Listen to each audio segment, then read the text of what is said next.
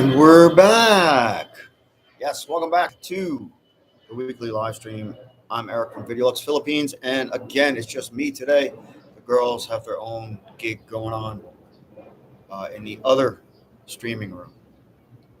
So, the title of this week's soiree is Passport Pro Mentality. And in order to get started on that subject, we need to talk about what actually constitutes a passport pro. What does that actually mean? So, originally, that started popular, it was dudes. Welcome to the jungle. Welcome to the live stream. It was dudes that Western dudes, whether you're UK, EU or US, that were interested in finding a foreign partner that wasn't all choked up on feminism or wokeism. Okay. So these were guys that sincerely wanted a wife. And they not only wanted a wife, they wanted a feminine wife, they wanted a traditional value wife, they wanted probably a younger and beautiful wife. Again, not choked up on feminism or wokeism. All right. And then in the last 5 years, this whole woke mind virus thing just sort of blew up. Well, it didn't sort of blew up. I mean, it's all by design, but and now it's become intolerable, from what I understand, for men in the West to date a traditional feminine sort of woman. And the passport bro thing has kind of been taken over by bra. Passport bra. What's up, bra? You know what I'm saying? And you see a lot of these new sites popping up. Oh, Passport Bros on Facebook, or Passport Bro, international website or whatever. Join and get inside, trips, tips and tricks and whatever. And these guys are going to Colombia. These guys are going to Venezuela. These guys are going to Thailand, Philippines, all over the place. But you don't see a lot of Philippines. But the new concept of Passport Bro has become a little more ethnic. Like I've seen posts that guys are like, dude, you're the wrong color to be a passport bro. And it's like, no, you have no idea what a passport bro originally was intended to be. And the other thing is it seems like being a passport bro isn't about finding a conservative or traditional or feminine wife. It's about finding hot numbers to add to your body count. So that's why these guys are like ending up in tubs full of ice, missing kidneys, and or woken up with the worst headache of their life and everything gone. Um, so now that that's out of the way, I don't know what you guys think about that. But I guess like back in the day, even going back farther before the term passport bro was even coined, uh, you had guys that were like retired military that had been here in the Philippines during the service or whatever. They're like, we love it. When I retire, I'm going back. There have been guys that have been doing this for 30 years, even more. The original sort of passport bros, even me, like it's been. Well, I came here for work, so it's different. But after 4 years of work in the Philippines, I'm like 4 years of corporate U.S. work. I was like, screw this. I'm moving to the Philippines. And that's what I looked for, was a traditional, feminine, younger, beautiful, loyal, sort of low body count girl. So again, welcome to the channel. I'm Eric. You can say that this is your go-to source for insights on the Philippines, dating, working, moving, living, whatever. Whatever. And I do consultations for people that are looking to move here, travel here, visit here, set up nightlife tours, whatever. We can talk about all that. Let's see who's joining the chat here. 27 years in Southeast Asia. Yeah, the 90s, man, they were different. They were different. Even the early, 2000s or mid 2000s, the 2010s were amazing. Singapore Dan, welcome. Thanks for joining the stream again. Nice to see you. So I got a list of a bunch of stuff we can talk about today. Hold on a second. Let me just wait a minute. Let's get rid of this. I've been asked a lot of questions by guys, comments on videos and stuff. And some of the top things that came out were dating Filipinas over 35, instant girlfriend in the Philippines, no waiting required, money matters in the Philippines, expats that are going broke, a surgence of expats that they say are homeless now, what's considered rich in the Philippines. So let's start with that. I recently posted a video called Global South because that is the new, I would say, politically correct term for anything that was once called third world. Now, if you call the Philippines third world, you will be hated upon, and you will be, beset upon, and you will be, butt hurting a lot of people. So we don't use that term anymore. We say, "Welcome to the new Global South, where everything's wonderful."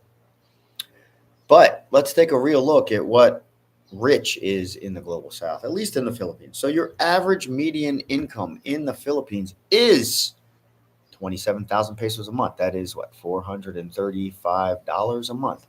$435 a month is considered median income. So let's just say that's base middle class. So I did a bunch of research on this, and I determined that Filipinos in general, for the Philippines economy, consider anyone making between 95 and 110,000 pesos a month, which is essentially 2,000 US dollars, between like 1,800 and 2,000 US dollars a month. You are considered in the top 1% earner in the Philippines. All right.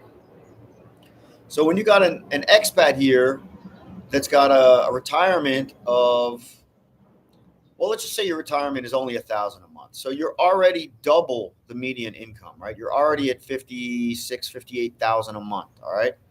Say your retirement is 2,000. Now you're at 115,000 a month. You're already in one of the top 1% earner brackets of your basic Philippines. Now, so now you're making 4,000 a month, whether you're running a business back home, plus you have your retirement income, your pension, your investments, whatever. So 4,000 a month is almost what's like 200,000, 200. It's like a $250,000 pesos a month. You're rolling in it, like, and that's still chump change compared to some people here. Like I know guys that are running businesses. I know Filipinos that are old money, old property. Like they are making a killing. They're driving around in cars with chauffeurs, and like you wouldn't believe what goes down here. Like so. I think the gap between your top 1% earners and your top 0.05 and your top 0.01 and your top 0.001, there's a larger range there. Like in America, you're either like upper class or you're stinking rich, and there's like very little in between. Here there's a huge range in between. Hold on, let me check the comments. Hey man, before you said you have 4 rules between you and your girl, and you don't mind me asking, what are those? Oh God, all right. I think it's 5 rules now, but here are the 4 rules. Rule number 1, don't bang my friends. Okay. I'm like, I can live with that. I mean, that's probably good advice. And granted, if you start banging your girlfriend's friends, you could get into some social snafus. Right. So rule number 1 was easily acceptable. Okay. And the unsaid in rule number 1 is, well, if I'm not banging your friends, then who am I? You know what I'm saying? All right. Rule number 2, don't bang trans girls. Okay. All right. Got it. I think I can live with that one. But because the trans community here, there are some very lovely and attractive individuals that will tempt you, especially after half a bottle or whatever you decide to kill in the club. Like, and these girls are not shy, and well, these people are not shy, and they will be all over you in a second. So don't bang my friends. Don't bang trans girls. Rule number 3, don't be a drunk ass bitch in the bar, macking on honeys and like making out with them while one of my friends is filming you and sending me the videos. Because that happens all the time. Like every girl here has a network of girls that will like spy on you and report on you when you're out without your girl. I mean, regardless of whether I'm out with her or not, rule 3 still stands. Because like there have been times like I've been at the bar like all over some chick and she'll come up behind me and be like, shit. And I'll be like, oh shit. I guess I was getting a little friendly there. What the fuck is rule number 4? All right, rule number 4 is if you bring a girl home, don't ask me to go 3-way. I'm like, okay. She's like, if you want, or if I don't want, I'll just go sleep in the other room. And if I want, I'll let you know. God, I know there's a 5th rule in there somewhere. It's got to be a 5th rule.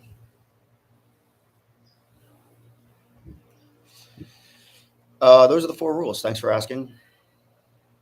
And this goes back to my passport bro thing. Like, it's like guys come here, and this is not these. I mean, technically those aren't traditional values, but they are feminine values, wherein the woman allows the man to sort of dictate the masculine elements of the relationship. They know, that there's a million hot numbers here that you're gonna like be distracted, and they can either run a hard game on you, or they can make it a little make it a little loose. And they know that if they keep the reins a little loose, they're always going to be able to control that horse. You know what I'm saying? First world was never a legit phrase anyway.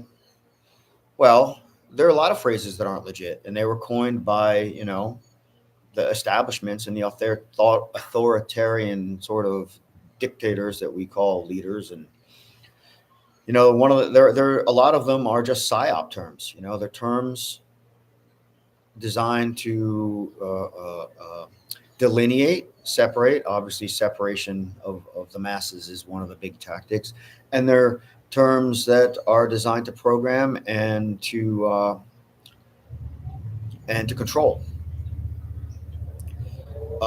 In this example, the Henry Kissinger example, where he said first world nations, right, where number 1 goal is to depopulate third world nations. And if you look at globalism today and all of that,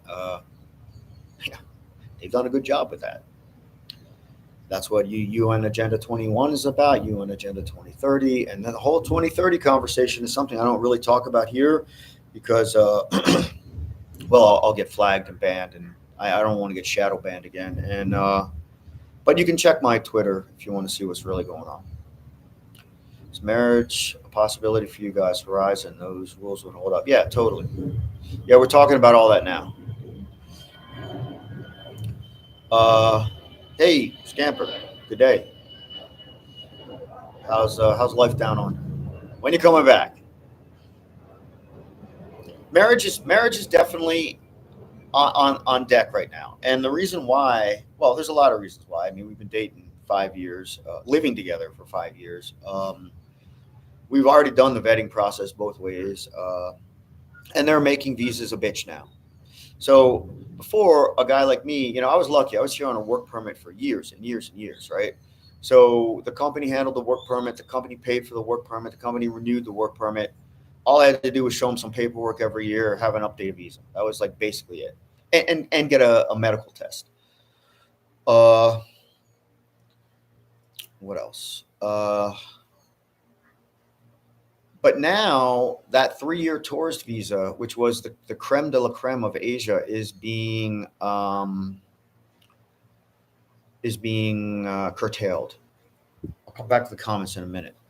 Let me get in on the visa thing. So, yes, there is still a 3-year tourist visa in the Philippines technically. However, if you've been here for 1 year, they will no longer just grant you an extension.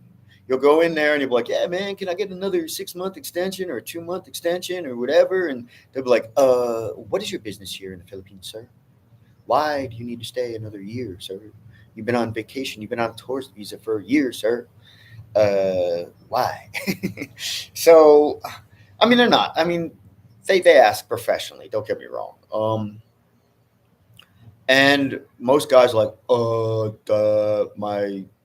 I have a girlfriend. Yeah. And they're like, okay, where is she? I need to see her ID. Yeah. And then like the smart guys are like, yeah, I'm with my fiance. Yeah, that's the ticket. And they're like, "Where's your fiance, sir? Can you please have her come in and for your renewal, um, and or show me her ID."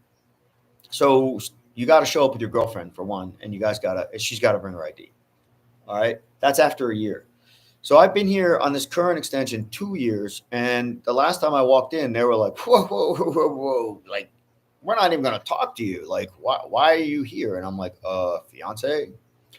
But I'm like, "No, I'm waiting for my fiance visa. I have paperwork and all this shit, right?" So there's a thing called online marriage. As a U.S. citizen, you can marry anyone anywhere in the world online, legally, and get a U.S. marriage certificate. So we decided to go for the paperwork and get all that handled, right? So now the next time I go to immigration, I'm like, "Look, here's the the pending ceremony date. Here's the documentation. Here's the payment stubs. Here's the this. Here's our certificate, our affidavit certificate of cohabitation. Here's our MBI clearances. Here's our what's the other one we needed? CINOMAR certificate of no marriage. Like, and they're going to ask for three. They're going to ask for proof of income. So you need to show them your pension or your retirement payments or your bank accounts. Is usually, like, I can say, see, deposit, deposit, deposit, deposit. So I get my U.S. bank accounts. I show them the transfer, and then I show them my Filipino bank accounts where this money that was transferred out gets transferred in. They are going to want to see documentation if you're here for a year or more, unless you have a kid, and then you just got to show up with your wife or your girl and your kid, whether she's your wife or not. Now, once the marriage paperwork comes through, which can take 6 to 12 months because you have to register it with the Philippine consulate in the US, and then they send it to the Philippines consulate, and then that takes 6 to 12 months. During that time, when you go in for your renewal, you just keep saying, "Look, I'm waiting for the Philippines consulate. I'm waiting for the Philippines consulate." And until they come back, I can't apply for a spousal visa. So it'll kind of allow you to keep getting extensions, but they're really either pushing for you to get a retirement visa, whether that's through military, SRRV, or a spousal visa. That is the new trend here in the Philippines. And I have to think that it has something to do with the POGO operations that were going on here. All right, check the comments. The weather here, it's rainy season, and it's the height of rainy season, which means, and I'm actually posting a video about rainy season this Sunday. But basically, uh, July, August, and September are your rainiest months. You get rain between 16 and 19 days out of the month. That's raining every 2 days, basically. Two out of every 3 days is going to rain, and you're getting between 14 and 18 inches in a month in those months. August being the heaviest month. So we probably got 2 typhoons last month that lasted for 6 days each, and over 18 inches of rain. And it's muggy at night. But besides that, like on a day like today, it's I can see there's blue skies. Yesterday it was just gray and cloudy and muggy. Today it's blue skies and comfortable.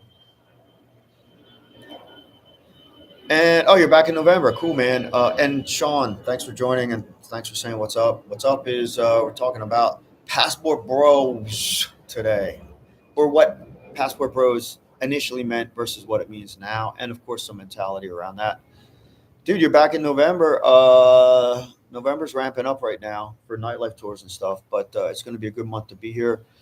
We go from 14 inches of rain in October to 8 inches of rain in November. So historically, at least. And I know this because of the video that I just produced that's going live Sunday. Check that out. Yeah, the retirement visa through the military is definitely your best option in the Philippines. Like, just so good. TBH, those requirements sound reasonable, but I don't know exactly require retirement visa entails if you're not in the late age range. That's a good question. And I think what it means is more money down in the bank. So they offer two entry level SRR. There's another visa. I forget what they call it. They call it like, I have a video. I have 2 videos up on my channel about visas where I talk with a visa consultant. And in the first video, she talks about what it's called. And my buddy just got one. They only give away 100 a year. We call it like the miracle visa or something, where it's basically like a lottery visa where you apply for it and, you know, a lot of requirements. But if you get it, it's like the golden ticket visa forever. I think the first visa, the first SRRV, you have to be over 50 and put 20,000 in the bank. The second visa, you have to be over 60, 55. No, I don't remember anymore. Or over 60, let's just say, and you put 10,000 in the bank. But actually, I think it's the over 50 where you only have to put 10,000 in the bank. So if you're under 50, you probably just have to put 20,000 in the bank and or invest 20,000 in a Philippine business and or condo. So if you come here and say, look, I want to buy a condo and apply for a visa, then you already have the investment for the visa.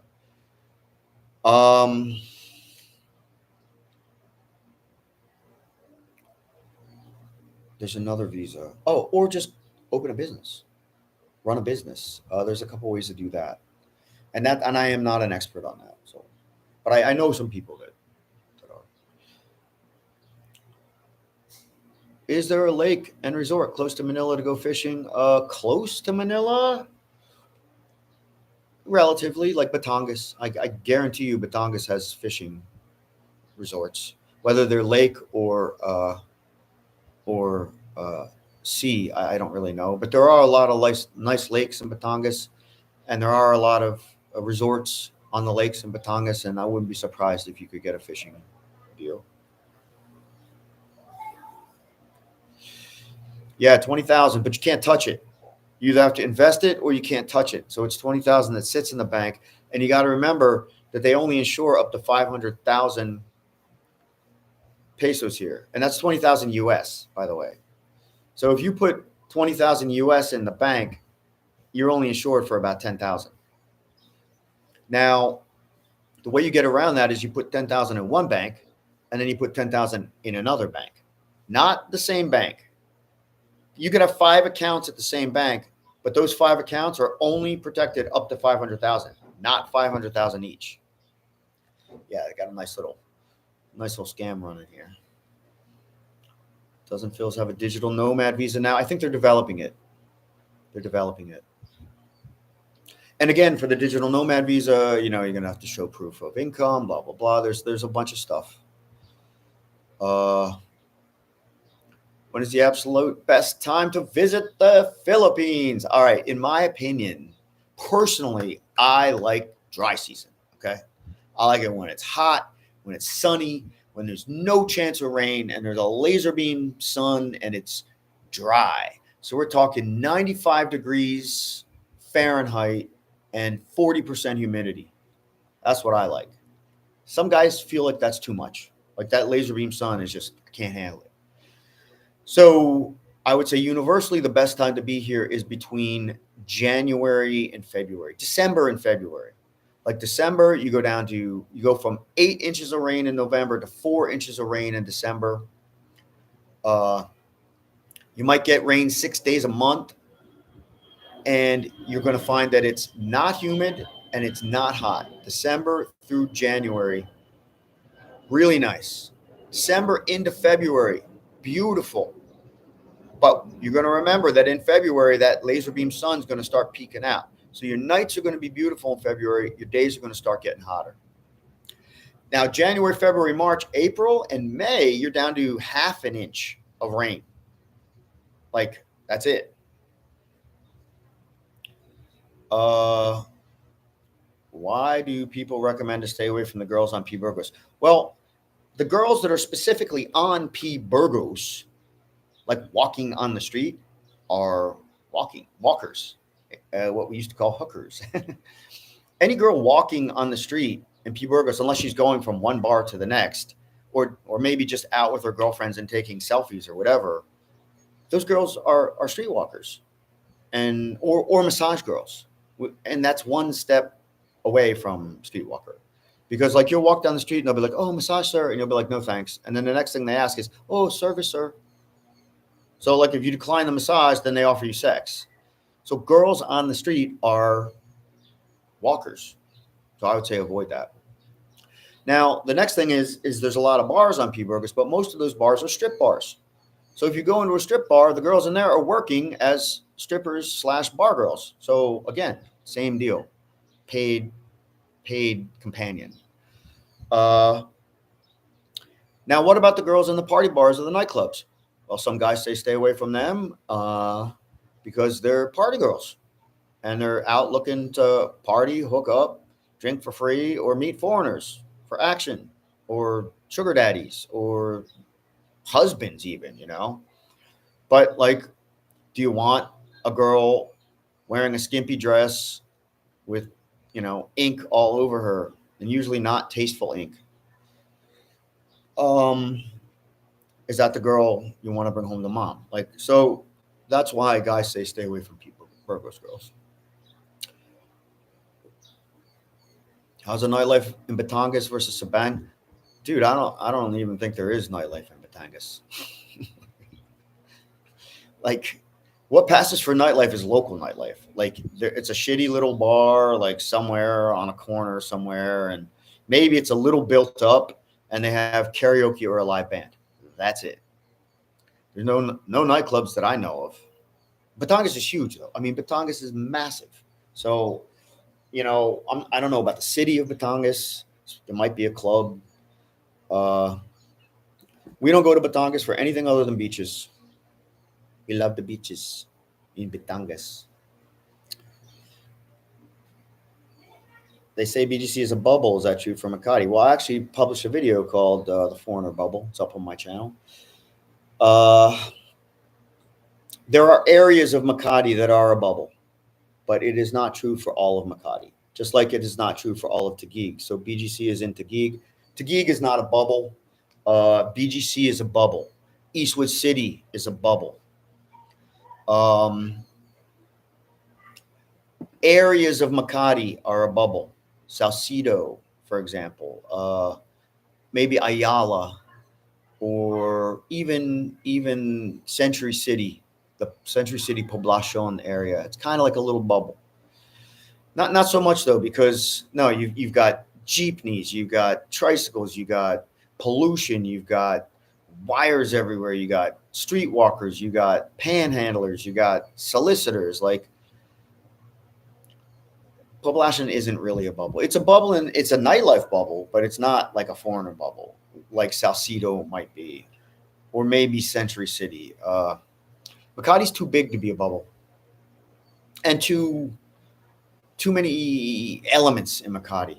Like, they don't limit things in Makati like they limit in BGC or Eastwood.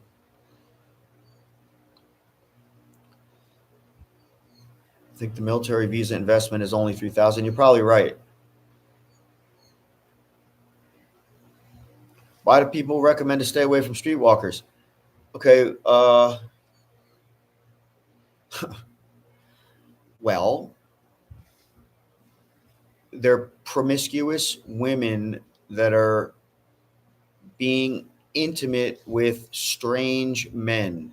A high percentage of strange men, a very large volume of strange men. I don't know if the men are strange. Let's eliminate the word strange.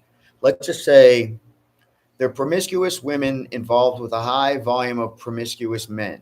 And that promotes a culture of a higher percentage of STDs, sexually transmitted diseases.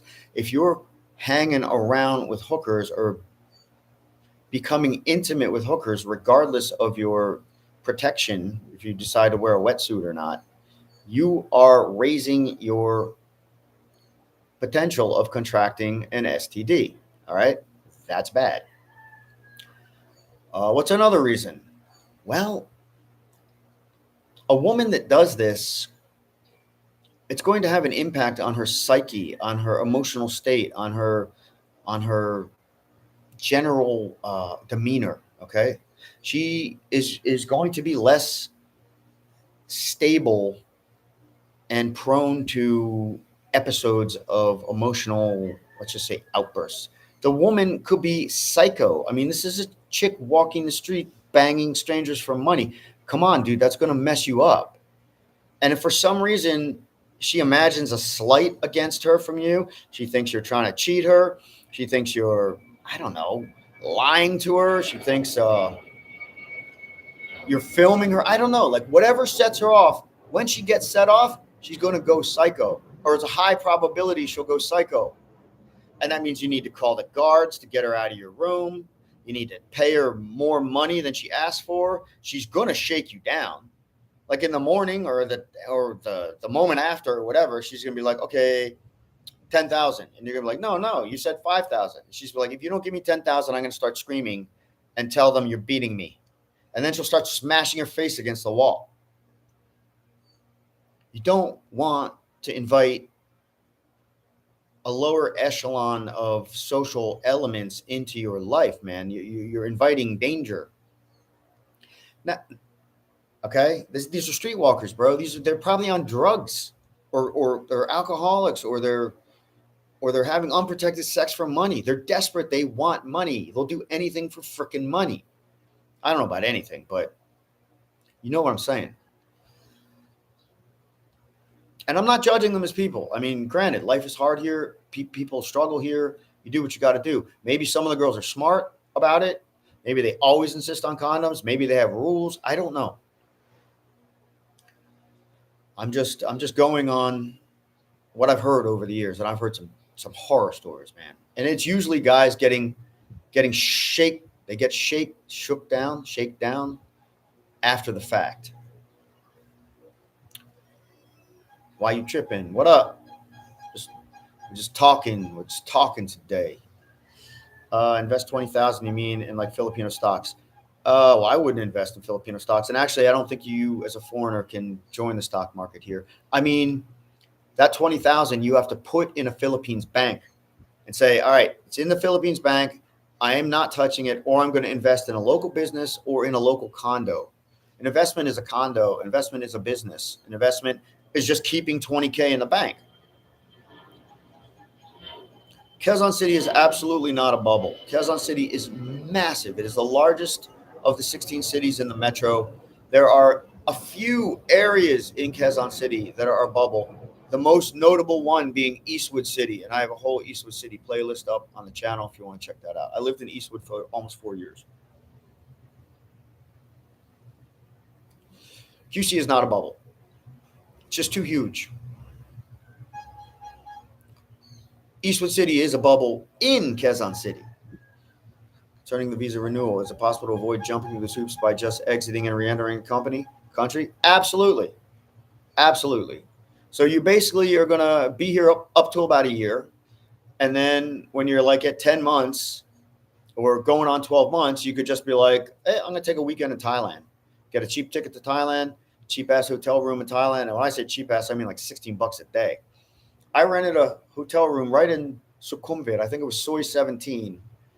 It was a 2-bedroom, bathroom, full kitchen, living room, $16 a day with internet. You could just jump out of the country, and then when you come back, it resets. It resets for another 3 years, of which after a year, they will start giving you a hard time.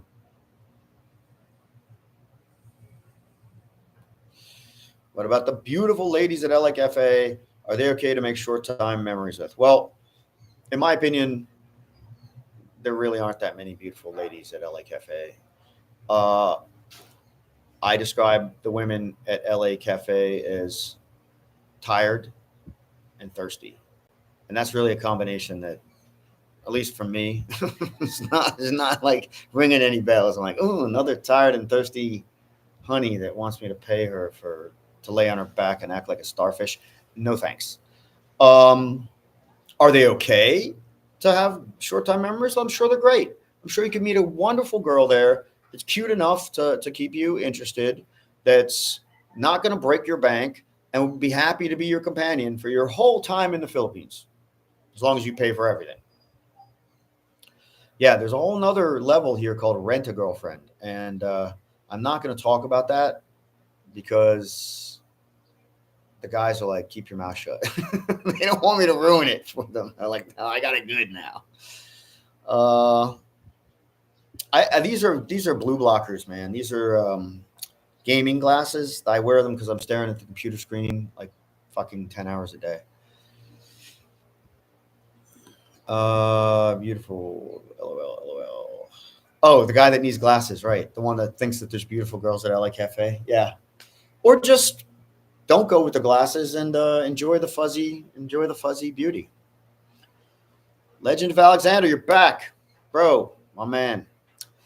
Uh, do we hook up with the hot Chinese girls for money? I would love to say yes because they're just so hot. But no, dude, no way, no way. And the reason why is because, well, one, you've got to know the right businessman, and usually that's a Chinese businessman. And I actually have a friend here that lived in Hong Kong for 10 years. He speaks Chinese, so he's got the connections into the Chinese community. And sometimes we do Chinese clubs. You don't really see those on the channel. I got one or two up for Manila After Dark, because you don't film inside Chinese clubs, especially if you're not Chinese. And those girls, or even like any of those like high end, the 9s and 10s in the casinos, man, like we were in the casino the other night, and he asks the guy, he's like, how much for her to sit with me tonight? And he's like, 4 hours. I think he said it was 70,000, or it might have been 6 hours. 6 hours, 70,000 pesos, just for her to sit with you and drink. Now imagine how much it's going to cost to take her home. So those Chinese girls, like, you got to know the right guy, or you got to be in the right chat room on the right chat app. And you got to be, and we're not talking like 5K bar fines here. We're talking like 50,000 pesos, like $1,000 for the night for these girls. And for me, like, dude, that's my month's expenses. Like, that's rent, food, electricity, utilities, going out. So there are months I don't spend $1,000. There's no way I'm dropping $1,000 on some alien hottie. And there's no way my girl would let me. She'd be like, screw that. She'd be like, if you want to bang her, give me $1,000 and I'll bring like 4 girls home. Actually, I don't know if she'd say that, but it's likely she would. No way she would be down with me spending that kind of money for a girl. There's no reason to. It's the Philippines.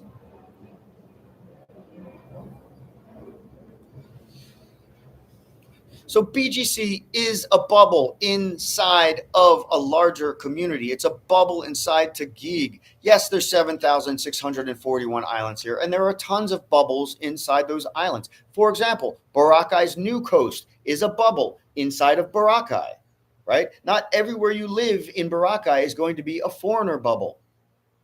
Not everywhere you live in Taguig, like here in the barangay. It is not a foreigner bubble. I am like I'm one of 3 foreigners here. Whereas you go to BGC and it's all foreigners. It is a bubble designed to cater to the needs, lifestyles, and expenses of a Western budget, a foreign budget. No, I was saying, can you hook up with them without having to pay? Oh, God, dude. Like, maybe if you're a king. Maybe if you're going to pay something. You're going to be paying for the table that they're at. You're going to be, no, there's no way. You're going to be paying for their night out and all their girlfriends. You're going to be paying for, you're going to be paying for something. There's no way you're not going to pay for something to hang with one of those girls. Maybe if they're bored and they have no clients and there's nothing going on and you're like, I've got a high roller table at, this casino or casino nightclub, come on out. And they'll be like, all right, pay for our taxis or send us a limo. It's going to be more like it. Send us a car and pay for our entry fee if there is one for girls, and buy us 4 bottles of champagne. Like, you're going to pay for something. And then maybe if they get drunk and they're bored and they have nothing else to do and they like you, then you won't pay more for whatever happens. How's the casino atmosphere there? Well, I don't gamble and I don't do the game rooms in casinos. But the nightclubs are big and huge and expensive, and the restaurants are top notch, fantastic, like Italian steakhouses or sushi houses. Some of the buffets are out of this world. The best buffet I've seen in Manila is at the Solera Casino. I have a video up about that. The happy hour, some of the cigar bars, the happy hour bars in the casinos are just top notch, comfortable, really fantastic, and expensive. I mean, they're not cheap. I mean, they're cheap for America. They're not cheap for the Philippines. So the atmosphere is great, comfortable, cool, not loud, not too cold, not too hot. Really nice chairs, really nice ambiance. Uh, Never overcrowded. Again, we don't hit the game floor, so I don't know about that. Are these the Asian quality girls you see at zzyzx for 70K? Absolutely not. Zzyzx girls are regular bar girls. Those are your 3 to 5, 5 to 8K girls. zzyzx girls, or they work there and then you pay the bar fine, which is probably 3,000. Legend of Alexander, an absolute legend. Again, thank you so much for your contribution, your super chat donation. If any of you guys on the stream want to follow his example, I'd be much appreciated. Dude, you know how it really helps, man. Thank you. We will definitely enjoy a nice night out. You see rent and condo prices dumping because of POGOs getting kicked out? Absolutely. And we talked about this on the last live stream, and I will recap it for you. So I have a bro, and I think I just published a video about this. Either the one that's going up this next week or the one that I just dropped talks about POGOs. Okay. So this guy, he sells Lambos and like all kinds of high-end cars, right? And he was saying that the week before they dumped the POGOs, he was getting 22 million pesos for a Lamborghini, right? The week after they dumped the POGOs, 2 weeks after, that was down to 16, 17 million. He said the market is flooded with Lamborghinis, condos, and Rolexes. So he said, like literally thousands of Chinese are leaving the country, selling the cars, selling their fancy watches, and selling their condos. So yes, you're seeing that now. You're seeing condo prices dropping by 20% in that area. In that's mostly the Pasay area, the Moa area, Pasay, or what area? What they call that? Paranaque. Condos are definitely coming down. You can actually buy Rolexes now. Like you couldn't get them in the stores before. Now there's Rolexes in the stores. Not that I would buy a Rolex, but and Lambos. If you're in the market for a Lambo, now's the time. Let me check the comments here. I got away from my list again, but that's fine if you guys want to talk. So you will not pay anywhere near 70K for a girl at zzyzx. You're going to go in and drop for the table, which is going to probably be about 5K, right? That'll include your bottle, your mixers, all that stuff. And then there's going to be girls there that aren't working, that are freelancing maybe, and then they might negotiate 3, 4, 5, 6K for a night or a short time or whatever. And then you're going to have girls that are working there that you could probably pay a bar fine for. I actually don't know if they bar fine there, but if they do, that's the same deal. 3, 4K for the bar fine, then 3, 4K for the girl. So that's your normal range for freelancers in a joint like that. Are there 9s and 10s in the Quezon City nightclubs that aren't hookers? Yeah, definitely. But again, a lot of 9s and 10s, man, like they're not solo. Like they're going to go out with guys that are paying for them. They're going to be with people. They're going to be with a group. They're going to be with their girls.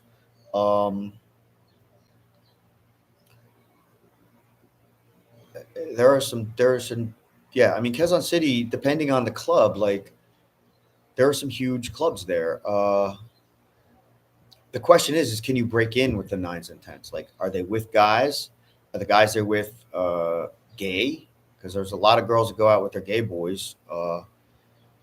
And are they in a Quezon City club because they just want to party? Because a lot of girls go to Quezon City clubs. A, they live in Quezon.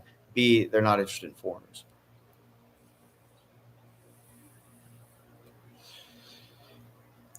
Is it hard to find 8, 9s, and 10s? No.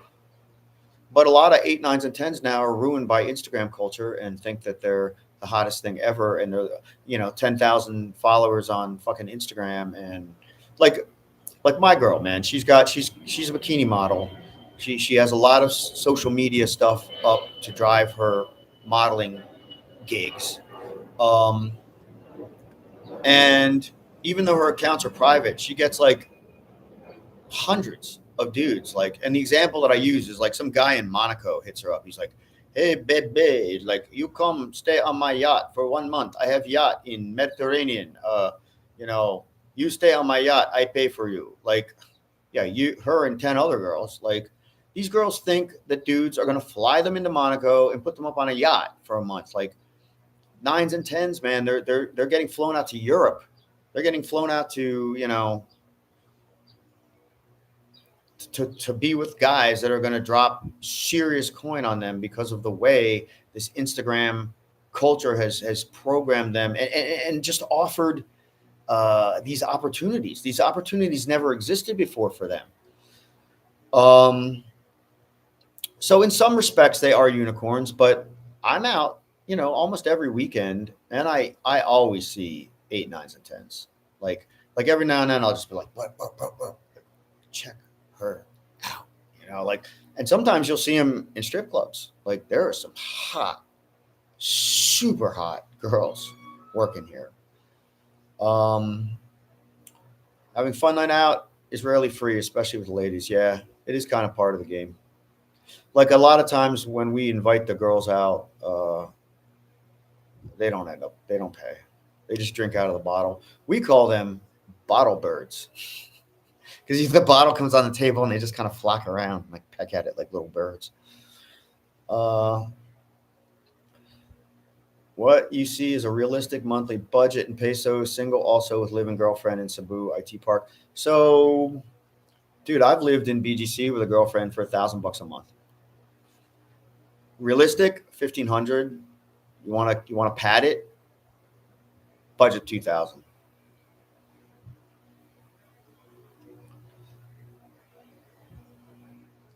There are rumors you can rent certain starlets by contacting certain pimps. Start at 50K. Yep. Totally. You can rent any girl here in the Philippines. Not any girl, but there are girls that are definitely available to accompany you. And I don't mean like as hookers. I mean as like companions. You want to go out, you want the nicest arm candy, you want, a million pictures, you want her to, pour your champagne for you, like, social media, opportunity, whatever. You can definitely pay to take a girl out for 4 hours. Corey, channel member, you're going to be here September 24th. That's this weekend? That's next week. Hit me up, bro. I always try to make an effort to meet channel members. You can hit me up on IG, Twitter, or Facebook. All the links are in the video descriptions. Some vloggers are saying expats are leaving. I don't. Well, they're leaving because they're getting kicked out because the visa requirement has changed. The visa requirement hasn't changed. The criteria for approving an extended visa has changed. And maybe they're just like, all right, screw this. I'm going to Thailand. Welcome to the jungle. Thank you so much. I'm telling you guys, these super chats, man, they're like my lifeblood. And don't get me wrong, I don't do live streams for super chats, although I'd love to. No, I do live streams because I don't know. I want to connect with you guys. I want to connect with you guys. And I don't want to be a talking head on YouTube, and I don't want to make videos where I sit here and be like, oh, I'm a Philippines expert. Take my advice. Here's my clickbait video. What do Filipinas want in the bedroom? Take it from me. I'm a stud. It's like, no. If you wanted to just juggle a roster, how realistic is that? And what would your game plan be? All right, I will tell you the absolute 100%. I'll come back to some of the other comments, guys, but let me hit up this comment. Said I wasn't going to talk about renting a girlfriend. All right, we'll get into that. So I have a bro here. He runs a business, a very large business. He employs a lot of people. He has a very nice, comfortable, I would even say luxury lifestyle. He drives one of the nicest new cars I've ever seen in my life. And he probably keeps between 10 or 15 girls in rotation. Okay. Now, granted, he meets these girls on dating apps. He has very high standards. They got to be under 23 years old, and he prefers the 18 to 21 age range. They got to be skinny with, let's just say, balloons, big balloons. And he meets these girls on these dating sites, and he's just like, hey, so have you ever had a sugar daddy? Do you even know what a sugar daddy is? Like, these are college girls, right? They don't know shit. Or they do, and they're working it, and that's their deal now. And he'll be like, all right, look, I'll send a car for you, and why don't we meet on Tuesday nights? That's my night off, and I'll make sure, we take care of you. I'll have dinner ready for you, and here's 5,000, pesos for your time. Okay? Or 3,000 or whatever he gives them. I don't even know. And then he's literally got one coming in the morning, one coming at night, 5-6 days a week. And he keeps them in rotation. And if one sort of gets squirrely and he burns them out, he brings another one in. He has got booty calls twice a day that he's paying for on rotation. And he's fine with that. He doesn't want a girlfriend. He doesn't want a relationship. He just wants young, hot action with no strings. And some of these girls think that, like, oh my God, he's my sugar daddy. He's my only one. He takes such good care of me. Meanwhile, she's just Tuesday night and Thursday morning. So that's one way to go. Now, granted, let's just do the math on that. Let's say it's 5,000 a pop. That's 10,000 a day. That's 50,000 a week. So he's spending 1,000 a week. All right.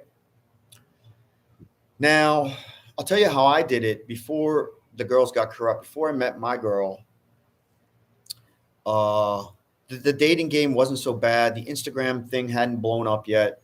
So, like, you could meet a lot of girls on, Tinder or Tantan or, whatever the other one is, OkCupid or whatever. And then I would just set up dates. I would set up like a coffee date, and I would set up a coffee date near my condo, and we go out for coffee, and then I'll be like, hey, look, I got to work tonight, whether I did or didn't. And I'd be like, I got to take a nap. So, I was going to head back to my condo, let me get you a ride home. They'd be like, no, that's okay. And I'm tired too. Let's take a nap. Do you mind if I take a nap with you or something? And I'd be like, no, you're great. I like you. I'm so happy we met. You can stay in the other room, I'll sleep on the couch, whatever. And they'd be like, okay. And then you get back to your room and it's hookup time. Now she's in your rotation. So I'd be like, hey, look, it was so great to meet you. I got to go again. Like, I got work to do. I got an appointment, whatever. Why don't we catch up next Thursday, same time? And then you meet her for this next time. Let's meet for lunch, kind of thing, instead of coffee. Then you go to lunch. And then again, it's booty call. But the reason why I am telling her that I got an appointment or I got to work or whatever is because I'm lining up another coffee date. I know it sounds brutal and it sounds disrespectful. And yes, I was being a player. And yes, I was working the action. And it was like that at first. I was a kid in a candy store, or I was in between girlfriends, and I'm like, fuck it. I'm just going to have as much fun as I want. So I didn't have a lot in the rotation. I had between like 3 and 5, because 3 and 5 girls that think you're their boyfriend are not just going to like show up once or twice a week when it's convenient for your schedule. They are going to be pinging you. They want to chat all day long. They want to be like, hey baby, how you doing? What'd you have for breakfast? Like, hey, when can I see you again? And then you got to do normal shit with them, like movie dates and dinner dates and stuff like that. So unless you're just flat out paying them to be your, side piece, your rotation piece, you've actually got to cultivate a relationship with them. You've got to spend time with them. You got to date them. And dating 3 to 5 girls a week, every week, it's not that it gets expensive. It gets old. It gets hard. You're like working. You're like, honey, can we just see a freaking movie tonight? Like, I'm done. I don't want to, I need a break. And then there's a third option. The third option is rent a girlfriend. So what the guys are doing now is they call this dating. They find a college girl, 19, 20, 21 years old, and they say, look, I'll pay you $20K a month for 2 dates a week. So that boils down to what? 20K, 5K a week, 2 dates. So it's $40 a date. And those 2 dates include a night out. So you got to take them out, buy them dinner, go for drinks, dancing, whatever. And then the booty call. So you get 2 booty calls a week and 2 dates a week, and you pay them $20K a month. But you don't pay it all up front. So there's rent a girlfriend now, and that's a thing. Like most guys are just like, I'd rather just do that. It's my $347 a month. No headaches, no bullshit, no love of my life. Just rent a girlfriend. It is totally possible to have that groove going. All right, let me scroll back on the comments here. And thank you again. You are a legend, Alexander. Your live stream contributions are incredibly generous. Much appreciated. Welcome to the jungle. Thank you. There are some vloggers, expats leaving. Are there girls in nightclubs that are not freelancers looking for a boyfriend? Absolutely. Absolutely. I meet nurses, accountants, girls all the time. They might not be 8s, 9s, and 10s. They might be 6, 7s or 4, 5s. But yeah, they're great girls that would probably be great girlfriends and are self-sustaining. But again, remember, a 4 Filipina is like a 6 American. A 5 Filipina is a 7 back home. So, God, I made myself sound like a pig today. Look, I'm not saying I'm a saint. All right. I've settled down, and I always had girlfriends here, and I was going to adopt a daughter here. And I wanted, I didn't want to be a player, but sometimes when you're in Rome, you know what I'm saying? I played the field. I learned the game, and I got burnt. So it's one of the reasons why I can give you good advice. Never been in QC clubs. I'm a Makati guy. Are they any different than Poblacion or Pasay? Yeah, there's a different vibe. The problem, not necessarily the problem. The challenge with the QC club is they're not all walking distance. So like if you pick a club, you're stuck in that club. Like you're going to get a table in that club. You're going to get a bottle in that club. There's going to be no club hopping. I mean, not that you can't. QC clubs tend to be all like mostly local. Like you don't have a lot of foreigner competition in a QC club, and that works for you and against you. So like, in other words, if you're bold and you want to play it, you're going to find plenty of girls that are interested in rapping with you because you're the novelty in the club. But on the other side, you're going to find girls that are like, oh my God, he's a foreigner. I'm too shy. I don't want to talk to him. I don't want to interact. But at the end of the night, like all the clubs are the same. When Filipino girls and guys get drinking, they just party. They throw down, they dance, and some of them get sloppy. Some of them just want to, some of them just want some action.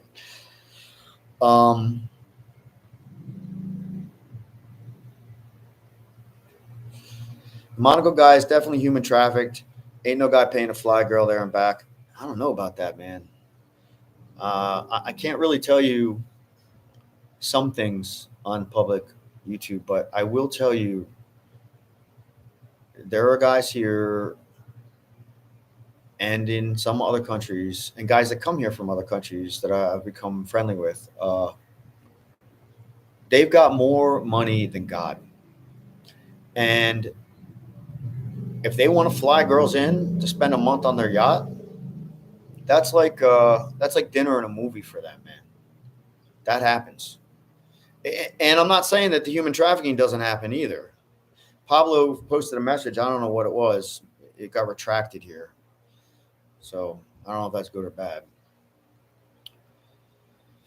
All right. I am caught up on comments. Let's get back to the list. Dating Filipinos over 35. We talked about instant girlfriend in the Philippines. So dating Filipinos over 35 for me has always been a challenge. I've had a few nice dates with Filipinos over 35, never second dates, mostly because either I know they're quality girls. Like these are girls that are nurses, accountants, doctors, government workers. Oh, I'm actually not caught up on comments. They don't necessarily have a lot of time for you. They have time to date you once or twice a week. So if you're looking for more interaction from your girl than that, or you want to live with your girl or whatever, like these aren't the girls for you. They're harder to meet. Sometimes they have a kid. Sometimes, they've got a life. Like they've got a life besides you. And unless they don't, and then they're just 35, probably going downhill, living at home, doing nothing. Who knows what they're doing? I don't know. Maybe they're folding clothes in a laundromat. Not saying that that's a bad thing, but you want to look for people to lift you up. All right, let's get back to the comments here. Is it better to find a girlfriend material in a province like Samar that is not corrupted? Absolutely. My advice, and I said this in the last live stream, and this is what I did with my girl. You got to find a province girl that has like a low or no body count. You got to find a province girl that's young, has never been to a Manila or a Cebu or something like that, that understands that there's a game out there, but in their mind, their game is, I'm a simple Christian, conservative Filipina that wants a loyal, loving husband, and here's the kicker, a family. Most of these girls want kids. So the weird thing is now I'm seeing a lot that say no kids, don't want kids on their profile. And I've asked a few why, and they're like, because life is effed up. Life is too expensive. Life is going down to, they're starting to see what's happening with wokeism in America, government, kidnapping kids and reassigning their I don't even want to say it on the stream. They're like, no, I don't want that anymore. But most of your Filipinos are traditional, and you can definitely find them. And yeah, like my girl comes from, there's 7,600 plus islands in the Philippines. She comes from the one island they call the hidden island. Like they don't even have electricity there 24/7 a day. It is so off grid. Like she didn't know jack squat when she got here. And I just was lucky. I just scooped her up immediately. Like I was just lucky as all get out. And my girl before that, she was a province girl. She knew the game, though. I mean, she had a foreign boyfriend, although he was Japanese. So it's a little different. But she knew the game. But she still was relatively sweet. She had a wonderful daughter. I was going to adopt her. I wanted to get married. It didn't work out, but you can find great girls in the provinces. And I would say at this point, only go with a province girl.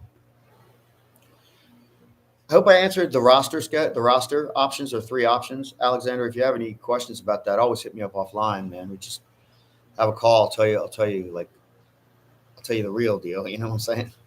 All is well. Sailor Tom, you're back for Halloween, man. It's going to be a good one. Yeah, you probably see me in secret, unfortunately, because I am trying to avoid that place like the plague. And only not because it's bad or anything, but because I'm just a mad animal when I go in there. Yeah, 5K to get hotties in rotation. Even less than that, if you just want to rent them. But you got to rent them long term, like for a month at a pop,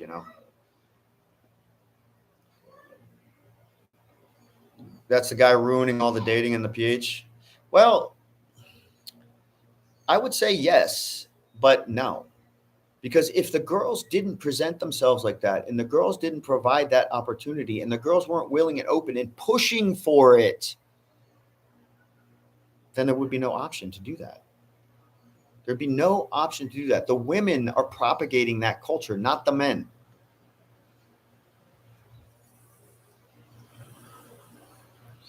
And I have a very simple qualifier for that.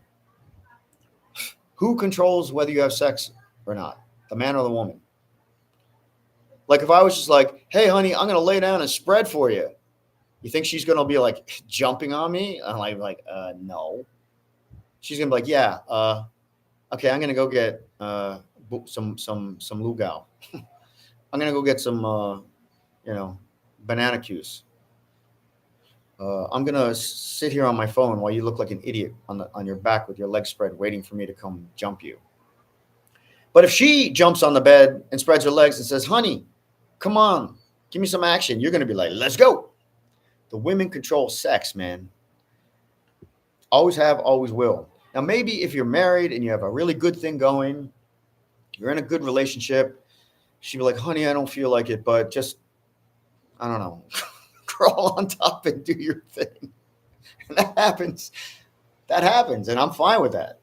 I mean, it's not like I don't want, the seduction and the passion and the love making, the connecting with my girl. I love that. I'm crazy about her. But if she's just like, yeah, just do your thing, I'm like, all right, I'll do my thing.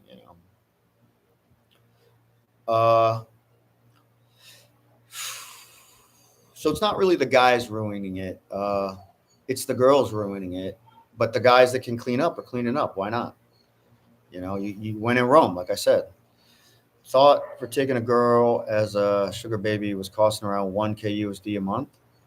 It depends on how much of a sugar baby she is for you. Like I see girls posting all the time. They're like, "I need a sugar daddy, but no sex." And it's like, I'm like, okay, good luck with that one. It depends on the girl. Depends on how young she is. Depends on how hot she is. Depends on where she's traveling from.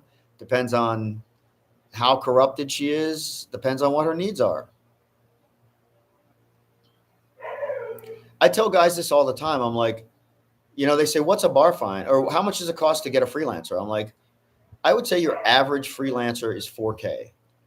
And that means you can get them for 1.5K, or you might pay up to 8K for them. Like, I've had girls tell me, like, they're like, "Look, I just like you. I think you're hot. Like, I like your chest, or I like your shoulders, or you're cute, or whatever." They're like, "I want you, but I'm not for free. So how about just give me 1.5K and then bang me." And you're like, gee, maybe should I? Well, okay, whatever. Like, it depends on how much they like you sometimes, man. It's not like they don't want to party and they don't want to play. Filipinas are very intimate, physical people, man. They like sex.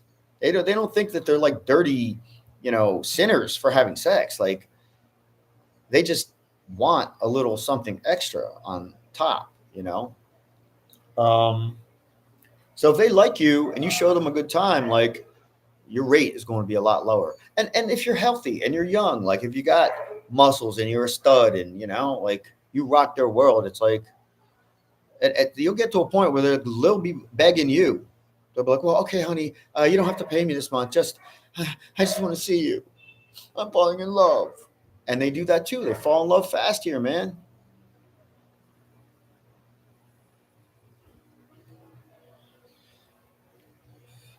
You said 3 options, but what do you classify them when you and your girlfriend bring a girl home from the club?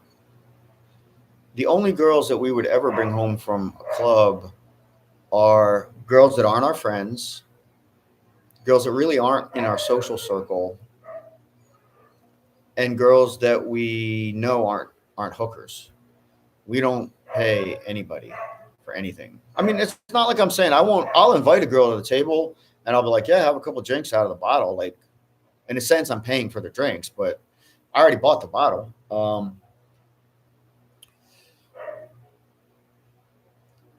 So I don't know if that constitutes. There's 3 categories, but I don't know if that answers your question. There's only one option for bringing a girl home, and that's that she's clean, sane, isn't asking for money, isn't in our circle of friends. Like, and yeah, that's it.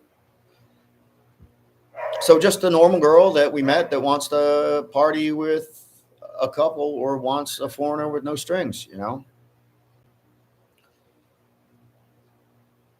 And not just a foreigner with no strings, but a safe foreigner, because they know that if she's there, I'm not going to be, out of control. I'm going to be, there's kind of like a moderating factor there. Like, a lot of girls want, but they're afraid.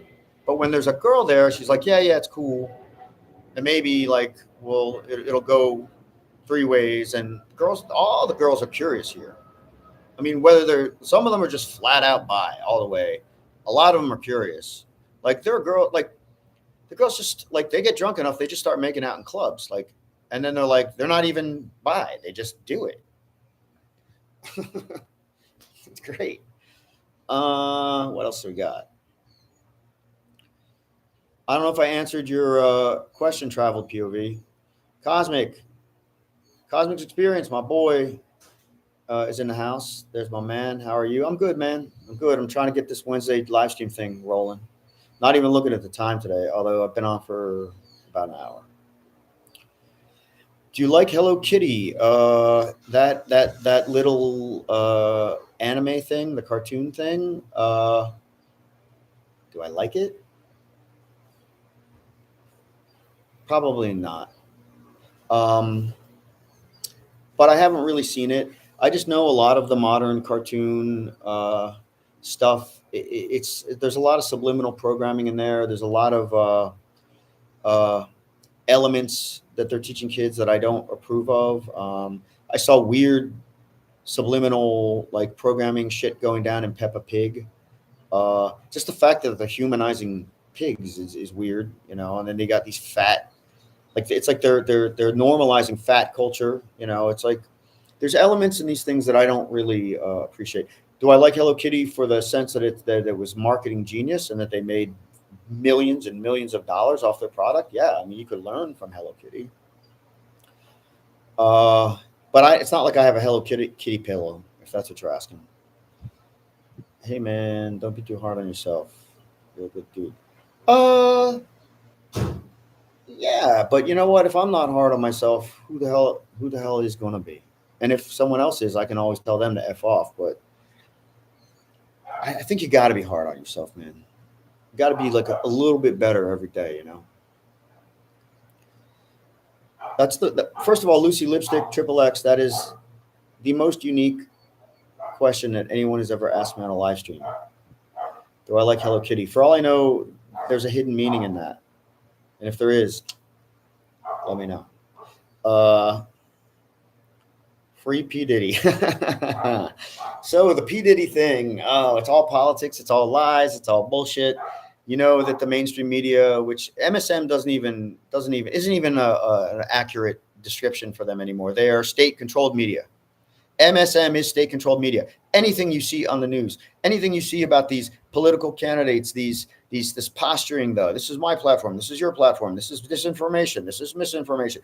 We're going to do this, we're going to do that. We got shot at. It's all programming. It's all disinformation. It's all propaganda. P. Diddy is propaganda. P. Diddy is controlled opposition. You look at P. Diddy, you're not looking at this. You know, it's like, why aren't they arresting these people? What about P. Diddy's clients? What about, you know, Epstein's clients? Like, why? Like, just the fact that these people, that this isn't resolved, that there is no law that applies to common men that apply to people in power. People in power have the ability to go to court and pay millions of dollars and stay out of jail. They can be in litigation for years and live their millionaire lives. They don't pay taxes. There are loopholes. What the laws that apply to your common man do not apply to these people. The government is a criminal organization that will continually operate inside of criminal, you know, it's just the way it is. Free P. Diddy, free, you know what, don't even get me started. Not that I'm saying you can't free P. Diddy, but I think it's going to start raining hard. You might hear it because I'm in the front room today. Speaking about flying girls out, how do these girls avoid being detained from flying abroad with a foreigner or a boyfriend or by themselves? Have you heard about this? Yes. So they call it offloading here, and offloading is huge. And in order for a girl to fly out, she needs a lot of documentation. She needs a sponsor. She needs to show money. She needs to show money in the bank. They need to have property here or reasons to come back. They need to jump through a lot of hoops to get offloaded. But if the guy's willing to put up the money and the sponsorship and send the right documentation and provide everything that's required for the visa, then they can still get flown out. It's not easy. And some girls already have a 10-year visa. I know a lot of women that have, mostly the professionals though, So these are the type of women that wouldn't be interested in that, or maybe they are. I don't know. They were training in the U.S., so they got a visa, and because it was a business visa, they just gave them a straight up 10-year visa. Passport to happiness. Frankie, are you in the Philippines yet, bro? I thought you said you were going to be here this week. Legend of Alexander. Oh my God, what do we got going on now? How much do you want to spend to be 3-week millionaire? Not counting the cost of a flight, just partying and eating, maybe a few beaches. Also, if you go to a club alone and get a table, how fast do girls flock to you? Okay, there's a couple questions there. So I got guys that come in here, usually channel members, and some of them are high rollers. It's usually 2 clubs a week and 3 or 4 dinners a week. Okay. Now, in the club, they're dropping between 25,000 and say 40,000, 35,000. Let's say they're dropping 30,000 a night. So that's 60,000 a week. That's $1,200 bucks in a club for your 2 nights in a club. All right. That's your table. Dinner every night. It's usually a couple people. Like even if he's just on a date with his girl, she might bring a girl. So your dinner is going to run you, let's just say, another 1,500 to 2,000 a night, because they're not eating in cheap spots. So that's another 10K.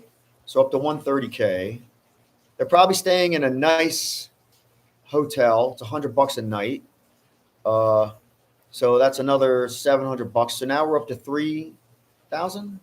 To 3,000 yet? 1,200 plus 700. Yeah, we're 2,700. Your transportation, let's just say let's take it up to 3K.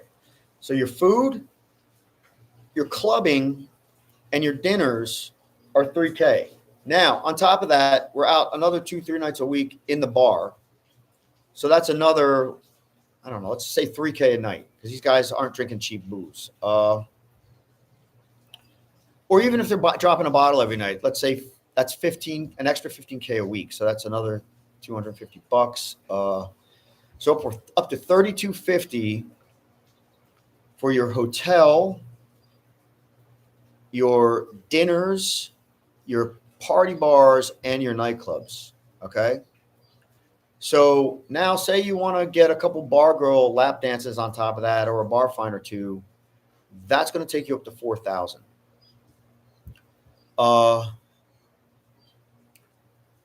That's going to, now if you want to go absolute next level and stay in casinos and eat in casinos every night and go with casino girls,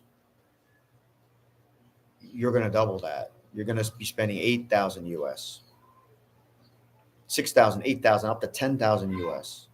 But I would say millionaire lifestyle for a week in the Philippines, $4,000 US, 3,000, 4,000, in that range.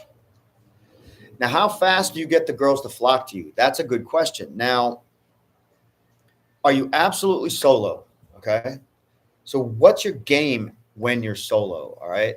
So there's a couple of rules I use in the Philippines. I use the big smile rule. So whenever I'm rolling around a club, I'm just like, like I'm laughing to my own private joke. Like I might see something I find amusing. I'm a little drunk. I'm like, yeah, man, I got a big smile. It's like, what's up? How you doing? Like big genuine smile. High five somebody. Yeah, what's up? Like I got a big smile on my face. Even if I'm like sitting at my table, sitting on my drink, smiling, looking at my phone, like, like someone's texting me something funny, puffing on my vape, whatever. Like big smile makes people wonder why is that dude like so smiling? Like what's he got going on that's so good that he's smiling like that? Like you want to have that vibe. The second rule I use is called the 3-second rule, which is literally as soon as I make eye contact with a girl, I am up in her face within 3 seconds. And I'm not up in her face like a dick or anything. I'm just kind of like, I'll be like, I'll catch her eye and then I'll kind of like wave. I'm like, hi. And then I'll as I'm waving, I'm literally walking over to her. So her eyes are on me the whole time. I never break eye contact. And then when I get up in her face, I'm like, if I have a drink, I'm like, toast. We do a toast. I'm like, hey, how you doing? Nice to meet you. My name's Eric. Like, where you from? Just start talking. I work in this field here in Manila. What do you do in Manila? Oh, you're working tonight? Oh, you're looking for clients? Oh, okay. Well, nice to meet you. Bye. Or, oh, you're here with your girl? Oh, let me meet your girl. Shake hands with your girl. Nice to meet you. What are you guys doing later? 3-second rule works all the time. So that's the rain. You can probably hear it. I'm going to speak up. In the front room, it's really loud because the porch is here. So now I've gone up to girls, 3-second rule. Like I'll wave at them and they'll be like, not interested. Or I go up to them, like I'm just walking by. I'm like, hey, how you doing? And they're like, and then I'll just lean in and I'll be like, it's cool, girl. I'm just saying hi. Bye. Like there's no getting shot down in the Philippines. Even if they literally go, you're not getting shot down. You're just, hey, I'm just saying hi and I'm on my way. So the girls won't necessarily flock, but they will make eye contact. They will smile. And that eye contact, you have to have a game and you have to be bold enough to move on it. And for that, I use the 3-second rule. And I never worry about getting shot down because literally all you're doing is saying hi. And I would say most of the times that I say hi to a girl, I'm there for like a minute, quick little interchange, this, that, the other thing. And then I'm like, all right, cool. Look, I got to look for a friend of mine. I'll be right back. Or I'll be back in a bit. Or I'll see you in a little while. All right. Maybe we'll dance later. And then I leave. I don't overstay my welcome. I just kind of go in, make the introduction, and then I take off and see what else is going on. Then I circle back to them. And if I like them or I didn't find something else, I might be like, hey, girls, you want to join my table? As long as you're not working, as long as you're not looking for clients, as long as you're not freelancing, you want to come have a drink. Sometimes I'll see a solo girl and I'll hit on her. I'll be like, what's your deal? Like, they'll be like, well, I'm kind of looking for a date. I'm like, does that mean you're working? Are you looking for a client? Like, what's your deal? She's like, no. Like, I hope to meet like a foreigner. I'm like, well, I'm a foreigner. Nice to meet you. And I'm like, look, I'm not alone tonight, but I'm with a couple of friends and we got a table. I'm like, you're not working, right? You're not a hooker. And they're like, no. And I'm like, all right, why don't you come join us? And then the next thing you know, they're partying. Our girls are all having fun. And the next night, she's out with my bro. Like, you can expand your community here. But unless they know you, they don't flock. They do give you an opening, though. And if you can capitalize on those openings, then they will join your table. And even when I have girls join the table, I'm still working the room. I'm like, let me find another one, because they might join your table. They're like, yeah, well, I'm not interested in going home with you and that girl. I'm like, all right, well, you stay here and party with my bro. I'll be back,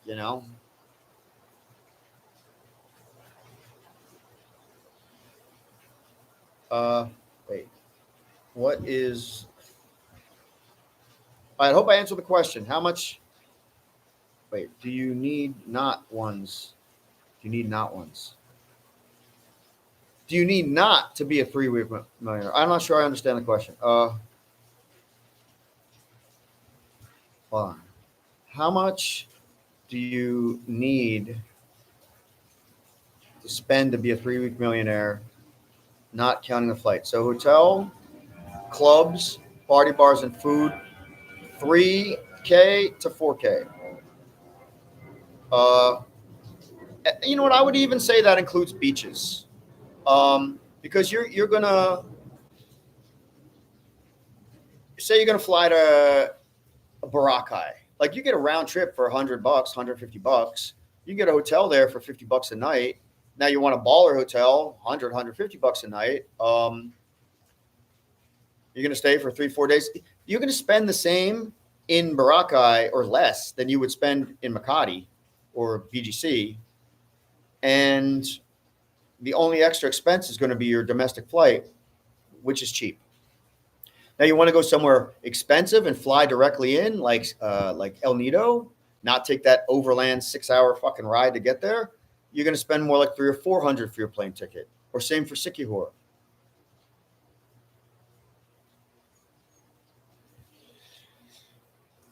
But if you're at a standing table right in the mix of a club alone, you're going to have girls all around you. And it's going to be literally as simple as lifting a glass and toasting.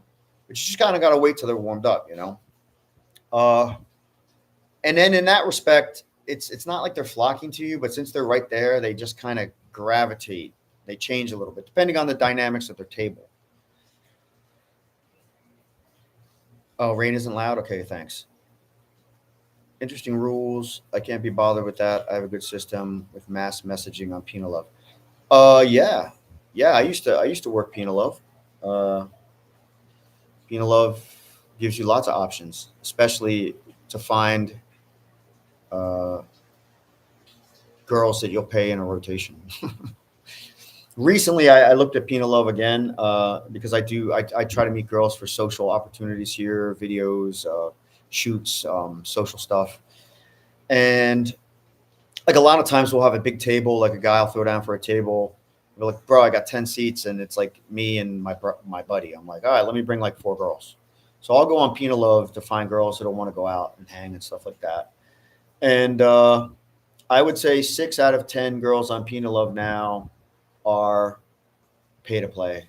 They're just looking for sugar daddy or something. No, it's 3K for 1 week to live the millionaire lifestyle. I mean, you can do 3K for 3 weeks, dude. I live on $1,000 a month here sometimes. I mean, 3K for 3 weeks, you're gonna live great. You're gonna have a good time. You're gonna be able to do anything that you want to do. But if you want like high end millionaire lifestyle, you're gonna be spending 3K a week or more. Sean Chickle, your message was retracted. Not sure what you were trying to say. What things should you never do in the nightclubs in Manila? You shouldn't grab anybody's butt or boobs. Although I've constantly got my hands on girls in nightclubs. It's different when you're dancing with them, when you're engaged with them, if they're sitting at your table, if you've been talking and you're dancing and like you touch a little bit, that's fine. But you can't just be like, hey baby, how you doing? And like slide your hand down her back to her butt. Like I've seen guys get kicked out for that. You can't be picking girls up and swinging them around or throwing them over your shoulder. You can't be, well, I was going to say you can't be making out like a whore, but actually we kind of do that. You can't be humping at the table, although girls often ride guys at a table or ride each other. You can't be wearing sandals or flip-flops. You can't be stumbling drunk. You can't go absolutely butt wild, jumping up and down like yeah, kind of like we do that. We were at LA Cafe last weekend, and me and my bro went nuts. We were on the band stage. We were screaming into microphones. We were boxing at each other. We were like picking each other up. We were jumping up and down and screaming like we were drunk and unruly. And I told him the next day, I'm like, I'm amazed they didn't throw us out, man. Like, absolutely amazed. And the reason why is probably because we all had dates. So all the girls were at the table. The girls were chill. They just knew we were blowing off steam. We were spending money. Like, I'm sure they recognize us anyway. But Hater, thank you for joining the stream. Nice to see you. What were we going to talk about today? The visas. That's what you want to talk about. I think I talked about that a little bit. I'll recap it for you. But you can watch this again and you can check it out. What things should you never do in nightclubs in Manila? Get absolutely stupid drunk so you can't even stand up because they will throw you out. Touching girls that aren't really all over you already. Picking girls up. Swinging girls around. Knocking over people's drinks and glasses. You know, being a sloppy drunk. And being like absolutely outrageous wild. You also want to like mind your own business to some degree. Like I have a very friendly, very outgoing guy. He literally goes up to all tables, high fives. How you doing? Nice to meet you. You know, and like some guys are just like, bro, get the fuck away from my table. Like, and like they might even complain about that. But most people are friendly. Like I do that. I break into tables all the time, but I'm like I'm like, hey, how you doing? Just saying hi, and then I'm out. Like I'm less intense. Why Makati BGC over QC? I feel like there are more foreigners than locals in places like Secret Door nowadays. Not your style. Okay, that's a very simple question. That's a great question. A very simple answer. QC's out there, man. You know, it's like way out there. Like it takes time to get there. There's a shit ton of traffic. Most of the city is run down. Uh, Most of the city is residential. Most of the city, the spots that you're going to go to are far and few between. You need transportation. You're going to have a higher rate and incidence of petty crime or even like massive crime. Like it is a big city. Uh, there are spots inside of it that are perfectly fine. I'll give you an example. SM North. Just in around SM North and the SM Grass, I think it's Grass Residences there. Uh, it's almost like a little bubble. You know, you got your condos, they have the bridge walk to the mall, they got the giant mall. You stay in that little area in QC, you're fine. Let's hop down, I don't know, to Eastwood City. Eastwood City is a perfect little bubble. You'll never have any trouble. It's got all its little clubs, bars, restaurants, shopping, everything you need is right there. But most guys want to stay in an area where you're going to find more affluence. So an area like Makati, you've just got a larger concentration of higher end areas. You've got your Greenbelt mall walks, you've got your Ayala area, you've got your Salcedo area, you've got your Poblacion Century City area. All these are within like 10, 15-minute taxi ride of each other. Not insane traffic, depending on the time of year, and so many options. And there's a larger community there. Like you're going to have the option to mingle with people, like more expats, for example. I get that's not your thing, but a lot of guys are like, hey, look, you know, I just want to like get in with a good group, find a place to smoke some cigars and meet some girls. Like that's one of the big things that I do, not just the consultations on the channel, but like if I set up a nightlife tour, I'm not just taking you out and showing you the town. You're coming out with a crew. You know, you're coming out with the guys, the girls. Like you're gonna meet people. You're gonna meet owners. You're gonna get in the best tables. You're gonna see what's going on. Like people like to roll with a crew. And you're gonna find a harder time getting that in a place like QC. Although the one thing to say about QC is that you're gonna find more after hours than a place like Secret Door, Makati. Time you say is best to go to the clubs. Well, let's talk about any Makati or BGC, actually any club. Some clubs don't open till 11. If we get a table, like a big table at a club, we usually roll in by midnight, but it's not going to get pumping until midnight to 1. So a lot of guys don't even go to the club until 1:32. And then they stay there till like 4 or 5, and then they do after hours. But we usually roll in around 12.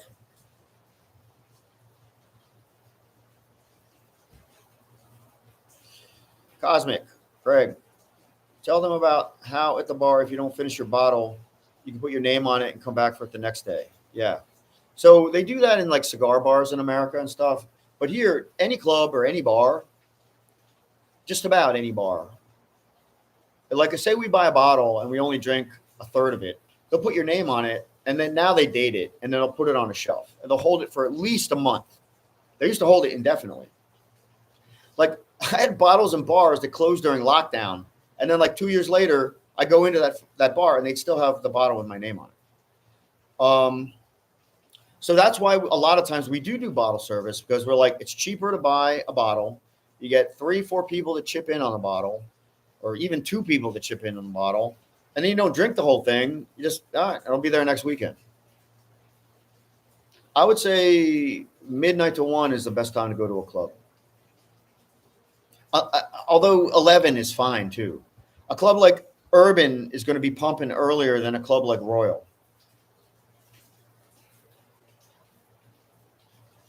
Is the food that included in your table fee, is it good? What clubs have the best food? Great question. So you pay a consumable fee for the table. So let's say a standing table. Your standing table is 6,000 pesos, and you buy a bottle. Say that bottle's absolute, it's 3,500 pesos. So that leaves you 2,500 left over on your consumable. Say you spend 500 on mixers. Now you got 2,000 left over. You want to buy a couple plates of food. That food, all those mixers, all that booze, yes, it's included in your consumable. And is the food good? So Club Royal owns Pasha. And the second Pasha location is right below Club Royal. So if you like Mediterranean food, hummus, falafel, fresh fruit plates, I don't know, like bar food, like fried cheese or fried chicken fingers, I think, or even like a plate of beef salpacao.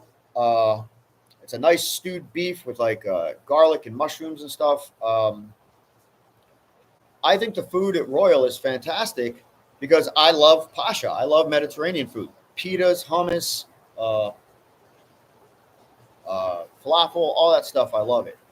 All right, let's take Octopus, for example. So Octopus, they don't have the Pasha bar menu. They have a bit of a Bar Bites menu. But like the last time I was there, I got like the chicken, like the glazed Korean chicken nuggets or something. And they were good. It kind of tasted like a General Tso's chicken. Like, I wasn't crazy about the pizza there, but they do the fresh fruit plates. They do all that. Royal and Octopus is good. I think we ordered food at Urban once and it never came. So I can't tell you what the food at Urban's like. The food at Xylo is fantastic. Their pizzas are great. Anything you order at Xylo is good.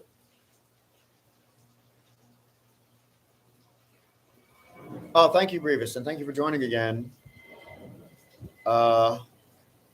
Yeah, man, 12 years teaches you a lot of lessons.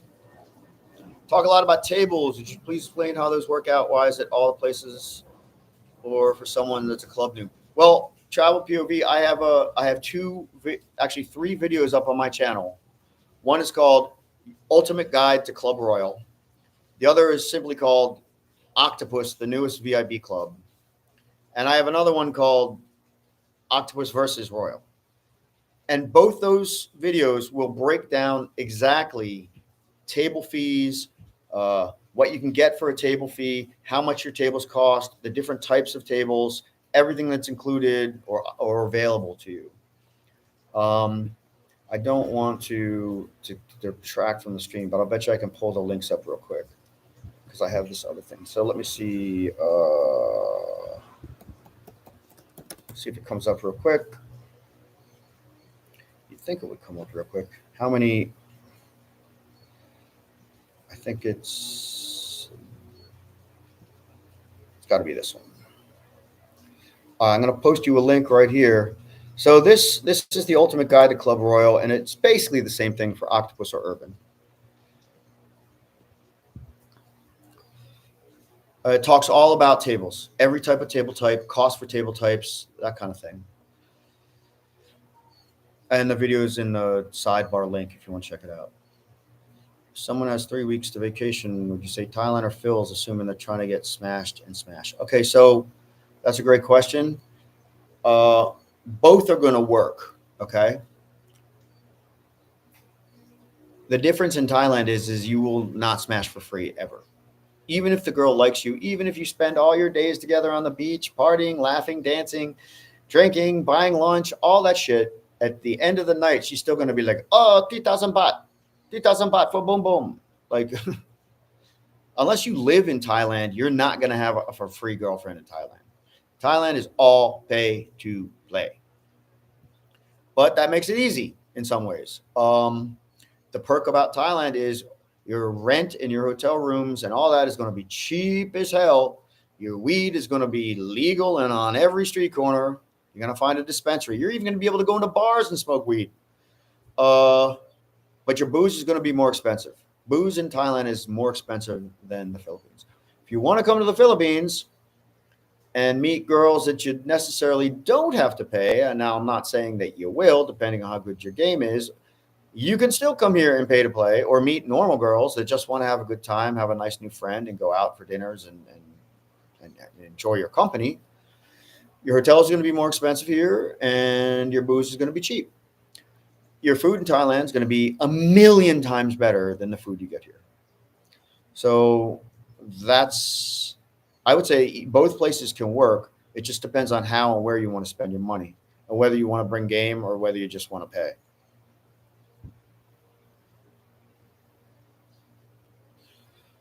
What's the dates in November for the night tours? Anytime anyone wants to book a tour, I'll go out. But weekends are always going to be the bomb nights to go.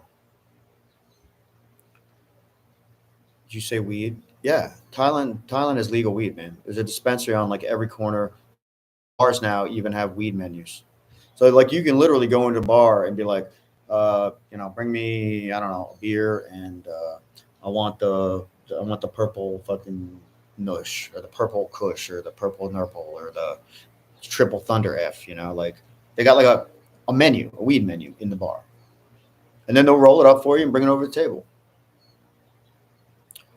Pay to play isn't necessary in the fills at all, unless you're 65 up and decrepit. But even then, a lot of them are getting it for practically free. I agree with that 100%. Although the culture has changed. The Instagram destruction of the dating culture in the Philippines. And there are a lot of guys that come here that are like, they just don't want any headaches, any bullshit. They're happy to find a girl that's hot enough for them, that's not psycho, and is just straight up pay to play. Like, it's fine for them, because pay to play is probably cheaper than dinner and a movie back home. As a former introvert, that's me. Would you kind of explain the steps on how to reserve a table? Like, you talk to the guy at the door or the bartender? So there's a couple ways to do it. You can do it online through their Facebook page. That's probably the easiest way. Nine out of 10 of them don't even have a real website. They have like a Facebook page, and you can just contact them to reserve the table. Or you just walk in and be like, hey, look, what tables do you have available tonight? And you gotta differentiate. Say, do you want a standing table, or what they call a cocktail table, or a couch? And they'll say, these are the tables we have, and they'll show you a little seating map, and this is how much they cost. And then you'll be like, all right, pay for it. So you can walk in and get a standing or couch table if it's available, or you can reserve it online. But if you reserve it online, you have to show up early, like 9 or 10, to pay for it, because they won't let you pay for it online. They might. I don't know. I never have. Let me just check the time here. We're going on 2 hours. All right. As a former introvert, so yeah, I was an introvert for years, man. When I first came to the Philippines for work, then it was corporate work, BPO. Now, I wasn't a corporate introvert because I'd been trained so well to have extroverted qualities, a lot of public speaking, that kind of thing. But when it came to my personal life, I would have never walked into a bar on Burgos Street. Like, I would have been petrified. Like, maybe Cafe Cubana, because it was open and you could see what was going on, and they had like a little porch and stuff, and it didn't look like it was a strip bar, and it wasn't. It's a live band bar. I would have never walked into a cocoa bar. I just wouldn't have had the fortitude, the you know what I mean, the testicular fortitude to walk into a club like that. But now, like, well, first of all, I like you learn the game rules, right? You learn the basic rules, and then usually you go in with a buddy or someone like me that takes you in, and then they tell you how to navigate the landscape and not get your wallet destroyed, and then it can be fun clubs, fun bars. Yeah. Once I get some lubrication going, I'm life of the party, man.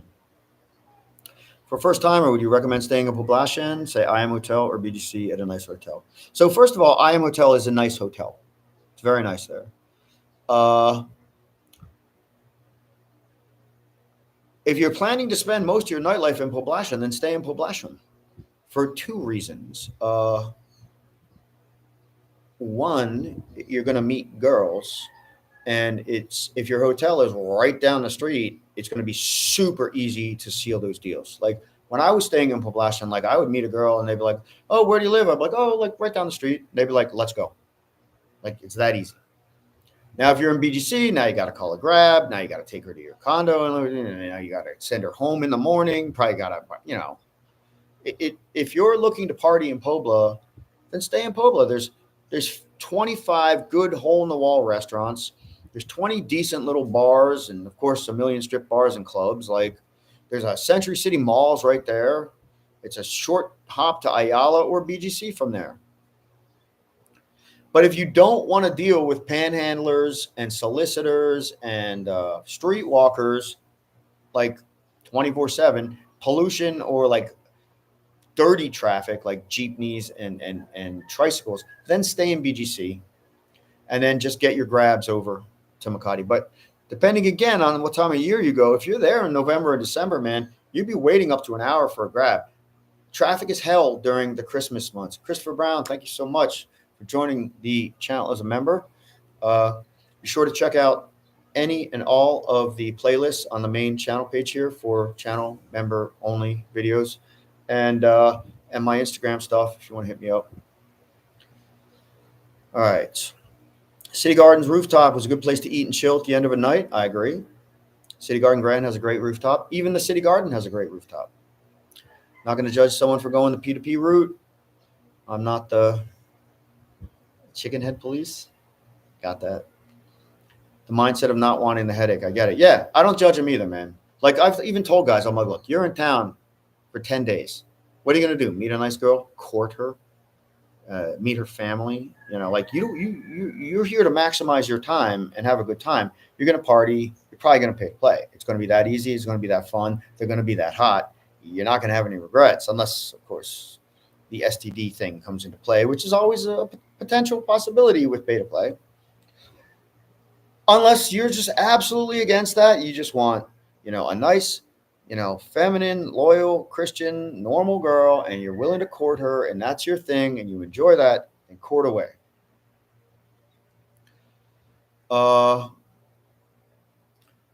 33 from England, live in Vietnam. We're moving to the Philippines next year. The videos have been helpful, and I appreciate it. Yeah, sure. Thank you for watching, and thank you for letting me know. And I hope the videos continue to be helpful and enjoyable. BGC is fake and not authentic. Poblacion is more real, and it's hard to get out of BGC. All right, so let's rephrase that, okay? BGC is not fake. BGC is more sterile. BGC is more plastic, and some people would say plastic equates to fake. BGC is an upscale, modeled after a first world city. I often compare it to mall walks in Miami.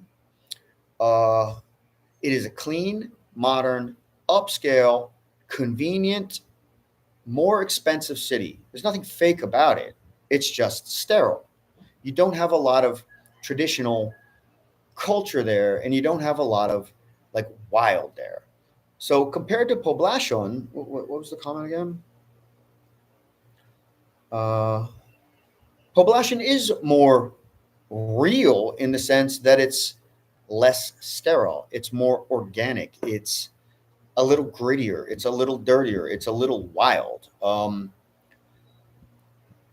Both cities are completely valid, and both cities have a different vibe and a different lifestyle vibe. And it's really not that hard to get out of BGC, man. I get out here, I just grab a Move It motorcycle, and 90 pesos later, I'm in Poblacion in 4 minutes. It's like 4 kilometers. Well, not 4 minutes. 4 kilometers and 8 minutes and $1.50, and I'm in Pobla. Now, granted, if I need to take a Grab, we'll double that. So it's 20 minutes, 25 minutes to get there, and maybe $4 or $5. Pobla was fun for a month, but dealing with the hookers just got too annoying. And that was what I was saying. Like a lot of guys, they like to party in Pobla, they like to eat in Pobla, but they don't want to stay there. Because when you wake up during, it's just everywhere you're walking. It's like every block. If you're on Burgos, it's like Siagra, Viala, sir, massage, sir, service, sir. It's like If you can blow that off and you have a good game for just like walking by that, no. But if like begging barefoot kids are going to break your heart, then yeah, you might not want to stay in Poblacion. That's why guys stay in BGC and travel to Makati to party. The thing is, November, December, Christmas traffic is hell. So you want to wait an hour for a taxi and then sit in that taxi for 45 minutes to get to Poblacion? Or no, you don't want that. Yeah, that close to Lips is nice, man. That's your Knightsbridge. That's your how's the other one? Fuck. Always forget the name of Gramercy. Gramercy, Knightsbridge. There's a lot of Coro Hotel, IM Hotel, City Garden Grand Hotel, even Berjaya Hotel. That's a great area. Seda Hotel in BGC does have a great rooftop. Yeah, that's one of the nicest rooftops in BGC, actually. That is probably the nicest rooftop in BGC.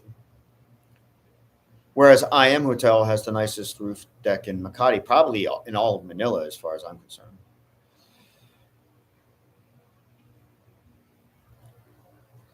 Steven, you love the channel. Been rocking for a long while. You always have solid advice. Thanks, man. Appreciate that. If you consider joining the channel as a member, you get a lot of extra videos, man. I got hundreds of members only videos up. Stuff you're not going to see on regular YouTube. BGC is just more modern. Every country tries to get it to that level. That's true. Oh, Hater, man. Thanks again for chipping in there. You stayed in BGC when you were here, and we partied in Makati. I told you I'd talk about the visa, and I did a little earlier. Basically, I'll put it in a nutshell. The 3-year tourist visa still exists. However, after a year now, immigration is making it challenging to get renewals. So after a year, they're going to say, why are you still here on a tourist visa, bro? Like, what's your business in the Philippines? And they may or may not approve your extension beyond a year, despite the fact that your visa is possibly extended up to 3 years. So what most guys are doing is they're saying, oh, I'm with my Filipino fiance. Where's your fiance, sir? We need to see your ID. They're going to roll that out on you. I'm here with my girlfriend. Oh, where's your girlfriend? I need her ID. The worst that's going to happen is they're going to say, sorry, sir, you need to exit the country, in which case you need to fly to Thailand for 2 days and then fly back in. You get a whole new year. They're pushing you to get a spousal visa or a retirement visa, an SRRV visa, and then they're also going to make the digital nomad visa available, at which point you're going to have to show proof of income, blah, blah, blah, all that other stuff. So basically, they're just making it harder for you to get the visa renewed, and you're going to need a reason to have the renewal come through. And if you, I'll tell you some more offline, or you can check out the replay of the video, but that's it in a nutshell.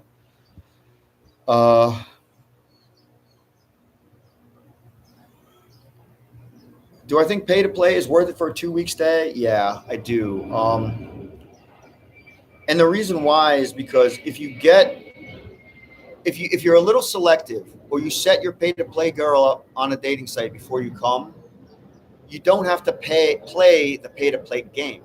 You could just like find one girl. You're like, ooh, I like this girl. I had a good time with this girl. This girl rocks my world. And I'm going to make an arrangement to pay to play with you for the 2 weeks that I'm here. You can go that route. And that way you limit your potential for meeting psychos or girls that are disappointing or girls that try to scam you for more, or open yourself up to the potential for more STDs. Or unless you're just a traditionalist and you want to meet someone, girl of your dreams, and love courting people, and you want to court a wonderful girl, but yeah, pay to play can be worth it. That's the route most guys go, except for Hater. Hater lined up a bunch of dates while I was here. He was on dating sites. He was meeting girls. He didn't pay for one second of it, and I know he threw down. I don't even think I wingmaned you, bro. You took care of all your own action.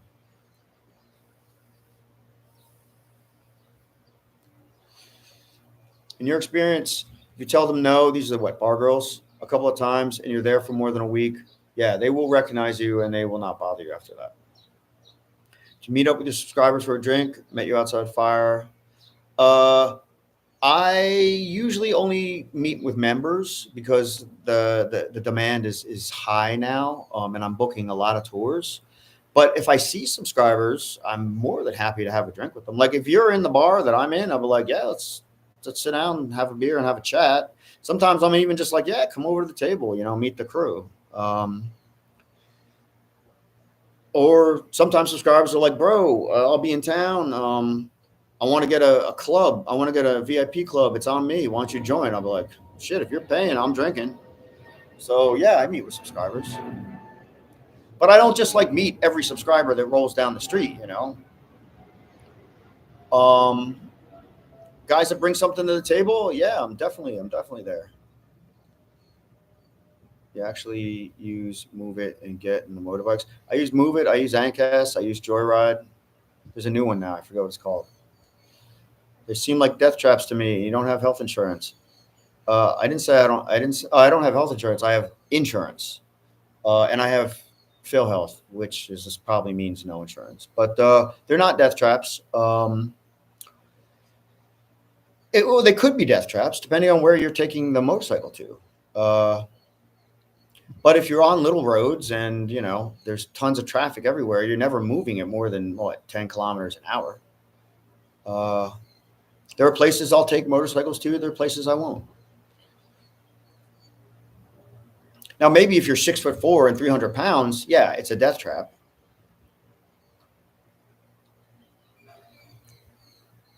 But for me, man, I'm just like, if I have to sit in a taxi for 45 minutes to go 6 kilometers, like I start to get car sick. I'm like, no.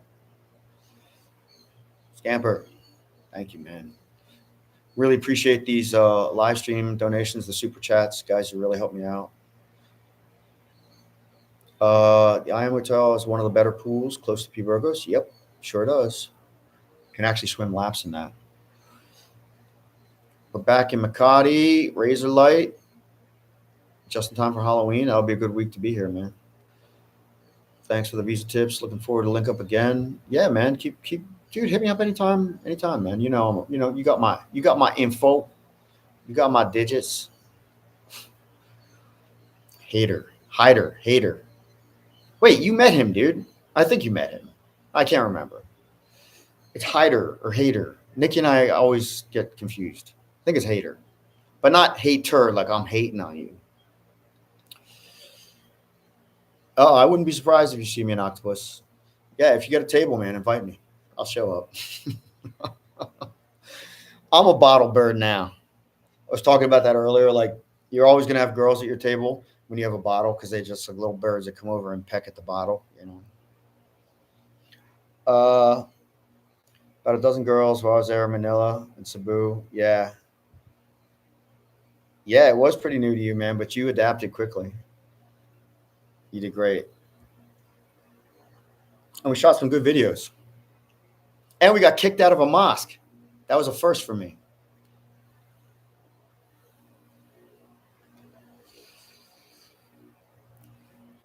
We partied in Secret Door. I can't really see your icon, man, but I'm sure if I saw you, I'd remember. I'm glad it was a good time. Liking the weekly live chat? Awesome. I'm trying to keep up with it, man.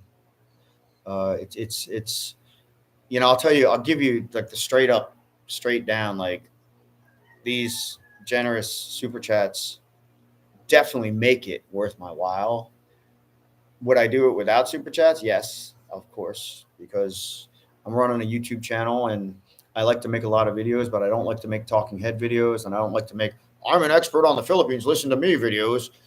So the real chat videos from guys that actually take the time to watch the stream, that are watching the videos, like you guys support me in different ways. So I'm happy to be here for it.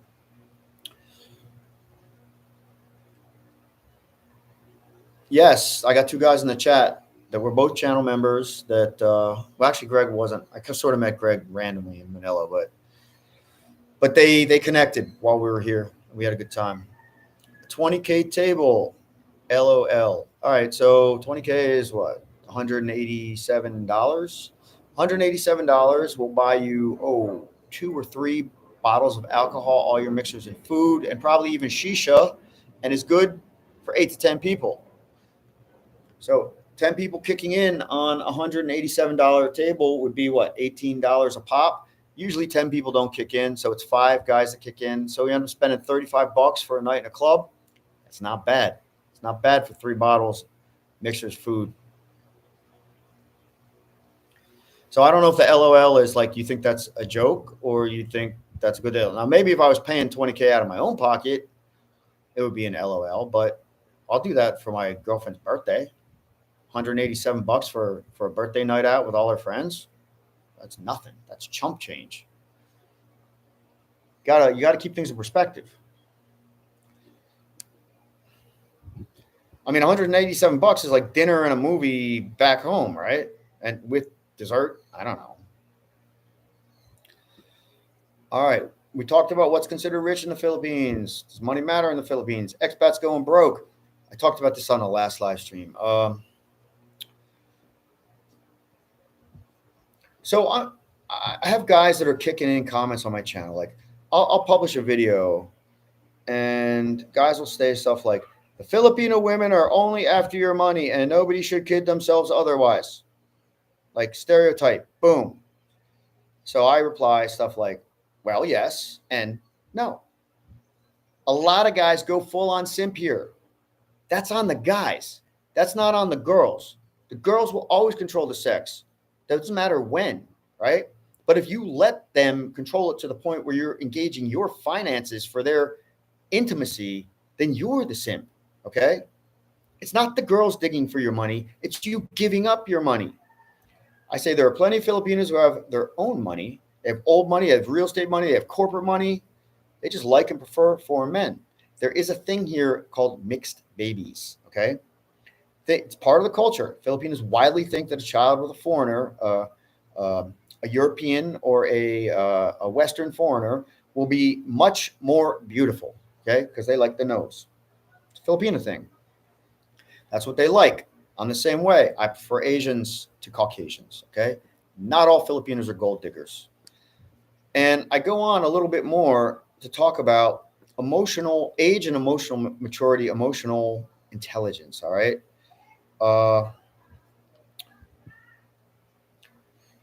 Women that are still uncorrupted by programming, right? I'm starting to see here, right, that these women can be saved if they're exposed to a strong, dominant, kind, and guiding masculine influence, right? The girls here, they want the best from the man. They want to give their best, but they don't have the emotional intelligence or the communication skills to make it work. They are at the mercy of their triggers, okay? Because they've not had an opportunity to confront and work through whatever childhood trauma has them jacked up and so reactive. And if you lived in a country like this and you grew up in a country like this, you would have a boatload of childhood trauma. You've probably been abused by a family member. Like, the stuff that goes on here is unbelievable. They get raised without fathers. They get raised without mothers. They get raised by aunts, uncles, and grandmas from another generation. These people have emotional issues or emotional intelligence challenges because of an incredibly difficult lifestyle. They're completely triggered, and no one has ever sat down, a strong, kind, dominant, masculine influence, and helped them work through this stuff. If you get a girl young enough and willing enough, you can coach her through that. All right, let's see. More comments here.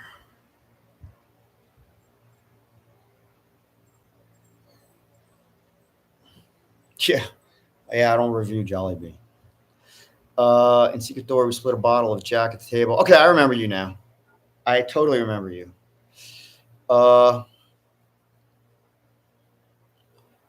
Can you withdraw large amounts of cash at the casinos, ATM? If so, how much? I don't know, actually. Usually the withdrawal limit on a foreign ATM is $200 US. But you probably put your card down as collateral at the table. They gotta offer some level of that. I'm sure the casino has its own ATM cash kind of thing. They'll say, all right, so we'll charge you $20 and you can get out as much as you want.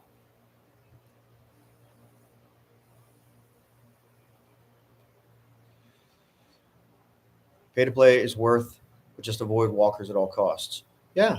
Well, I'm not saying avoid anyone. Okay. I'm saying if it were me, I would avoid walkers. But pay to play doesn't necessarily mean streetwalker. I mean, you can pay to play with bargirls. You can pay to play with freelancers. Like, I'll show you. I'll show you right now. I did this last week on the stream too. Girls just hit you up. If I can find where they're hitting me up, because they're hitting me up left and right. What was this girl's name? Oh, Glenda. Okay. Right. I'm chatting with her, and she's cute. It's not like maybe she has a kid. Maybe she just has a thing on here, right? Now, the thing is, she's wearing a Solaire robe. She's in a Solaire hotel room. How do you think she's wearing a Solaire robe in a Solaire casino hotel room, right? And she's got all her, where's the damn camera? All her little hottie videos on here, right? All her little contact me videos and our chat. Do you want to meet up? I live in Manila, blah, blah, blah, right? I see. Oh, really? I don't like streaming, online entertainment, because I hire these girls to do bikini streams all the time, right? They sell bikinis. They're selling bikinis in the other room right now. Bikinis, little black dresses, and heels. The Filipinos love that. They're on TikTok and on Facebook doing live streams, selling shit all the time. And she's like, what'd she say? But if you want, just message me. You can only pay me $10K overnight. I'm like, good luck. They're freelancers. They're on dating sites. They're on Telegram. They're just hitting you up as your people nearby. You're going to have a shitload of opportunities. And on Telegram, even more so. And this is where the guys are saying, well, where do you meet like the super hot, alien Chinese girls? So there's something on here called Telegram features, settings, my profile, group contacts. Shit, where is it? There's something on here called people nearby. And when you go to people nearby, although I don't see people nearby, why? That's weird. People nearby, and in people nearby, it has groups. And in those groups are all like massage girl groups, like escort groups, like all that stuff.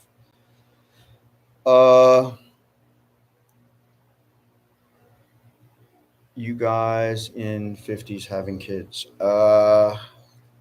We talk about it, but not in Manila. I don't want to raise a kid in Manila.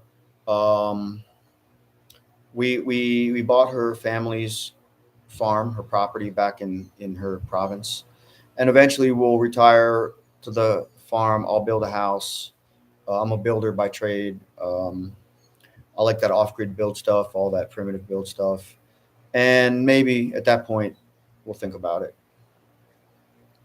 Age is relative, and physical age is relative to, like, I am better off now than I was in my 30s. I have no pain. I sleep great. I weigh less than I did in high school. I do more push-ups than I did when I was in high school. Like, age is fine. Simping has gotten to the next level. I agree. Gonna keep my head down, grinding, investing, without acting like some hotshot monopoly man at Octopus or whatever. I think you should do all those things. Keep your head down, invest, grind. I do that all the time, but I still act like a hotshot at Octopus, whatever, just because it's fun. And I know real men shouldn't be having fun. Real men should be working hard. Dude, I worked hard in corporate for 20 plus years. I'll take a weekend off every now and again. It's the same thing in Latin America. The fact is if you have something skin, it's easy. Put in the bare minimum, like taking care of yourself, and it's like fishing a barrel. I agree. Like even when I was overweight here, like I didn't have any problems, and I looked a lot older then. Like the weight made me look older. You don't need to approach; they'll approach you. Depends on where you are, man. If you're in Ermita or Malate or LA Cafe, yeah, they'll approach you because it's a freelancer bar. But in most of the other bars or clubs, you have to make the first move. And well, you know, I'm if he's not saying pay to play, that's true too. I was in Buccaneers a couple weeks ago, and there were like three girls at the bar, and they were classy girls. They obviously had BPO jobs. Well, I knew they did. Um, and it turned out that they did. And one of them was drunk, and then the other one's like, my friend likes you. And then the next thing you know, like her friend is literally in my arms. Like, you're right. If they like you and they're on the Mac, they will approach you. It's not like it doesn't happen, but you're definitely gonna have more opportunity if you make the approach. If you're strong enough man, you know what you're doing. You can coach a girl through all that. But few men have what it takes to do that. I agree, man. And when I came here, I didn't have what it took. And I was a mature individual, and I had a lot of coaching and communication and leadership stuff. And, you know, I had to kind of go through a bit of a catharsis and a challenging experience where I couldn't rise to that level before I was able to really just be strong, calm, and balanced enough inside myself to hold that for another human being. And a lot of that came from me getting my shit together, getting my body out of pain, and losing 60 pounds. It helped me balance. And once you get balanced and strong, you can be that for another person. You can pay to play with your own girlfriend. Lots of Sims too. Exactly. There's rent a girlfriend here. And a lot of guys go that route. So, Edion, you think that no vlogger can understand Philippine culture more than Eric? Well, my girlfriend would disagree with you. I know he's been in the country for so long. Yeah, it's been 12 years now, man. From before I was a BPO employee, I was running BPO operations here. That's what brought me to the Philippines. I can't believe you've been watching so long. Thank you. I appreciate that. I'm curious to know what has kept you around for, well, I've really only had the channel up for 8 years. So thank you for that. I understand a lot about the Philippines culture, but I would say I understand more about Philippines American culture than straight up Filipino culture. How's Octopus Club? Is it the best club? Best club is a relative, man. It's a good club. It's a great club, and I have a video up that compares Royal to Octopus. Let's see if I can find it real quick. I'll just post a link right here.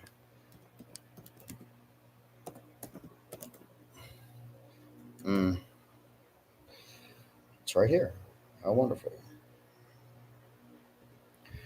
I will post a link, and this is Royal versus Octopus, all right? And you get to see me debut as my lookalike, Randy Savage. In case you guys didn't know, I am the Macho Man, Randy Savage. I am the intercontinental nightlife champion of Manila, Philippines. Why can't I figure out how to copy this? All right, here we go. Here is my Royal versus Octopus video. It'll give you some insight into which one of those is best and why one might be better for you than the other. But you've also got Club Urban. And Urban can be a jump-off spot for like young college-age Filipinas. They just want to dance, party, drink, and probably connect. And then you got next level stuff like Xylo or BSK and BGC. And those are wonderful, huge, awesome clubs that are way expensive, and depends on what you're there for and who you're there with. It's gonna determine whether or not you have a good time. And I'm gonna make another video. I've made a couple videos about all these clubs, but I got another one coming up that's gonna be like Royal versus Octopus, but it's gonna be more like Xylo versus Xylo, in the sense that Royal and Octopus are different types of clubs, different types of clientele, different vibes. So this is going to be like a why you go to Xylo as opposed to Royal or Octopus. Octopus is the newest VIP club on Burgos. So if like that's what you're into, then it's a great club. Like, we have a lot of fun there. Check the video. I put the link in the description. Not the description, in the chat, side chat thing. So true. After losing weight, I feel 10 years younger. Yeah. Yeah, I saw your before and after pictures. We're going on 2:15. I'm going to cut this off soon. Do you think Tagalog is worth learning? Gusto ko matutong malalim Tagalog at mabuti ako. Like, yes, Tagalog is worth learning. The Pimsleur method is what I use to get started, and it really helped me out a lot in a couple of different ways. One, dating. They love it when you can speak a little bit of Tagalog. They think, oh my God, this foreigner is so interested in my culture and me. He learned Tagalog. Like, it's going to get you in like Flynn with the girls. And if you're doing any type of business here, like I was running BPO operations, I learned Tagalog, and they tell me my accent is terrible American, but they like that actually, and it did wonders for me, man. Like it opened doors for me. But if you're living in Visayas or Cebu or something, it might not be so good for you. You might want to learn Cebuano or Bisaya. Not a lot of people in Cebu speak Tagalog. Is the handlebar still open? Yeah, I think it is. I haven't been in there for a while, but I think I walked by it the other day. I think it's still open. Got hooked up with your channel after watching your profile videos on downsizing. Yeah. Yeah, I downsized, man. I was a borderline hoarder. I had a gigantic house filled with everything you could imagine.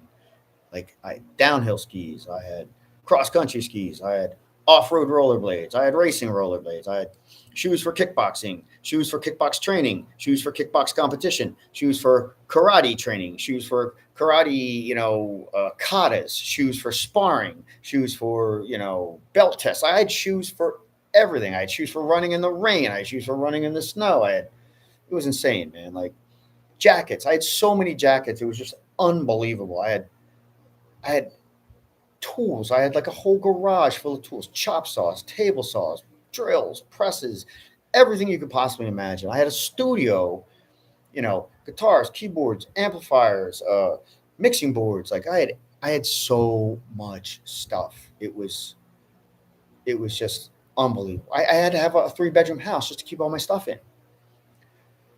And when I started getting rid of all that, man, it changed my life. Now I got nothing. But it's all good. All right, guys. I didn't really hit too much on the Passport Pro stuff tonight. Let me talk a little bit about the list, and then we'll wrap it up by 2.5. All right. So the thing that they call this about Passport Pros, again, I described the difference between what it should mean and what it now means. So they say there's something called peacocking, Western peacocking, right? You're drawing unwanted attention, dressing to impress, right? It's a universal desire. We get that. But you don't want to stand out, attract attention, and get like unintended consequences, right? Especially with romantic encounters.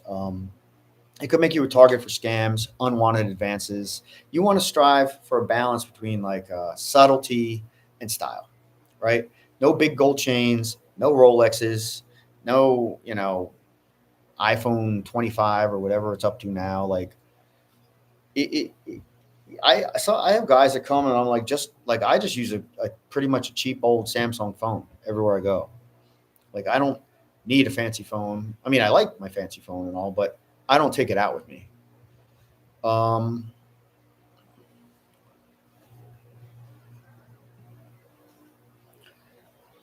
Real man, after working hard for your retirement, back it off and live it up. Yeah, like I got less good years ahead of me than behind me. At least that's what I thought at one point in time. But now I'm starting to see the years ahead of me are looking pretty good. So I'm not saying you stop working. I'm just saying you can enjoy a little bit of it. The other thing we talk about is shady expats, right? You got to choose your company wisely. Like you go out, hook up with a couple guys, and like the next thing you know, they're out of control drunks. Now I'm not saying like party drunks. I'm saying like guys that want to get in fights or guys that like start taking their shirts off in the bar. Like those are dudes you don't want to hang with, or they're like, hey, bro, I got a table over at this spot. And then like the next thing you know, you get there and they're like, sorry, my credit card doesn't work. Can you pay for the table? It's like, no, you got to choose your companions wisely. Stay vigilant. That's why I say you look for people to lift you up.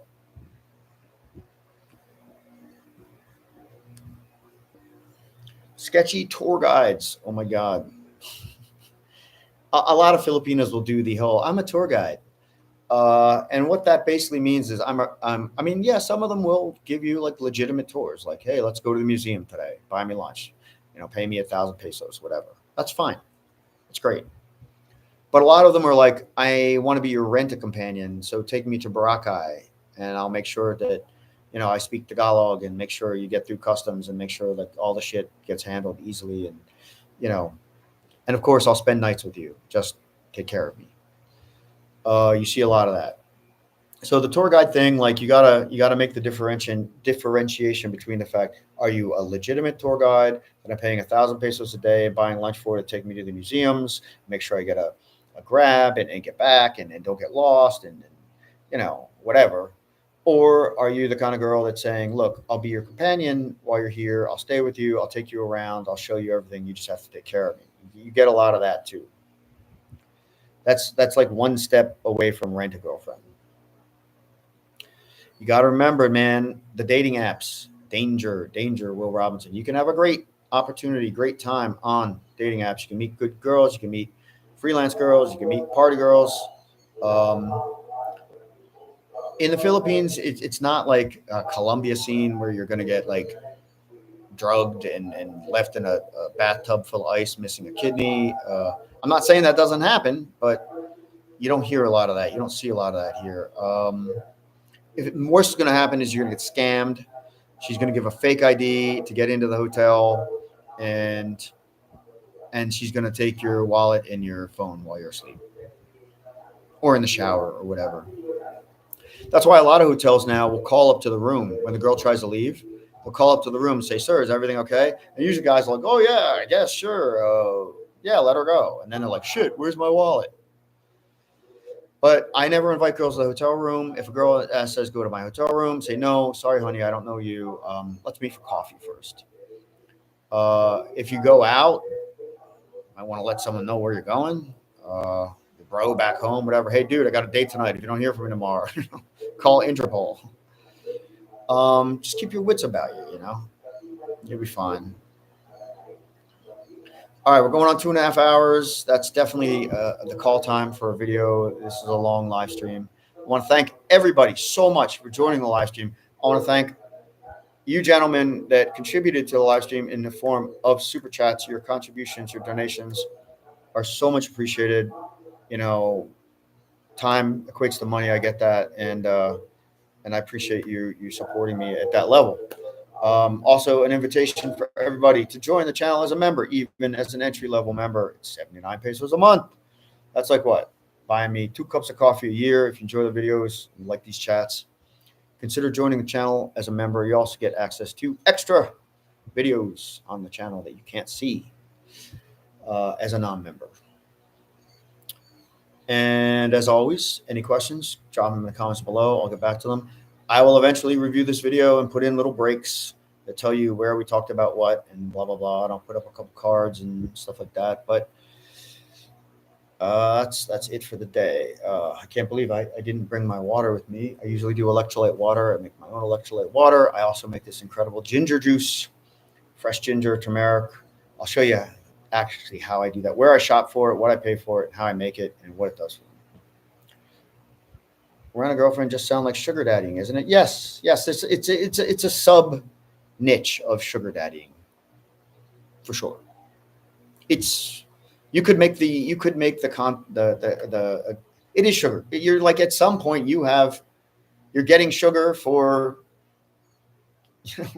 your contribution, and your contribution is usually a financial one, and her contribution is usually a vaginal one. So yeah, that's kind of like a sugar relationship.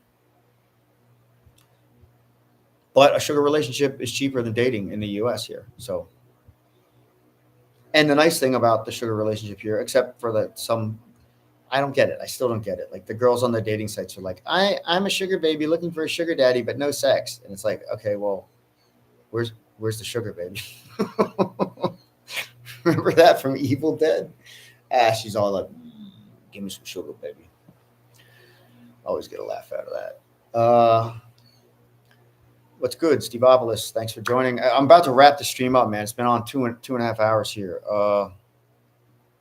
Girls don't want a broke guy. Well, yeah. Guys don't want a broke girl unless she's 19 and hot and putting out 3 times a day. So, the world is what it is. The world is what it is. It's not a pretty place. It's full of lies, corruption, and insanity, but you can still make a good time of it. You worry about what's in your circle of influence, and you try to expand your circle of influence to control more of what's around you. And that's all you can do. Which is why I simplified things and moved to the Philippines. All right, guys, I'm out. Thank you again for joining. Consider joining the channel as a member. Thanks for being on the live stream. We try to do this again next Wednesday, same time, 9 p.m. Eastern Standard Time. Until then, questions, comments in the blah, blah, blah below. And guys, I am out. Thank you.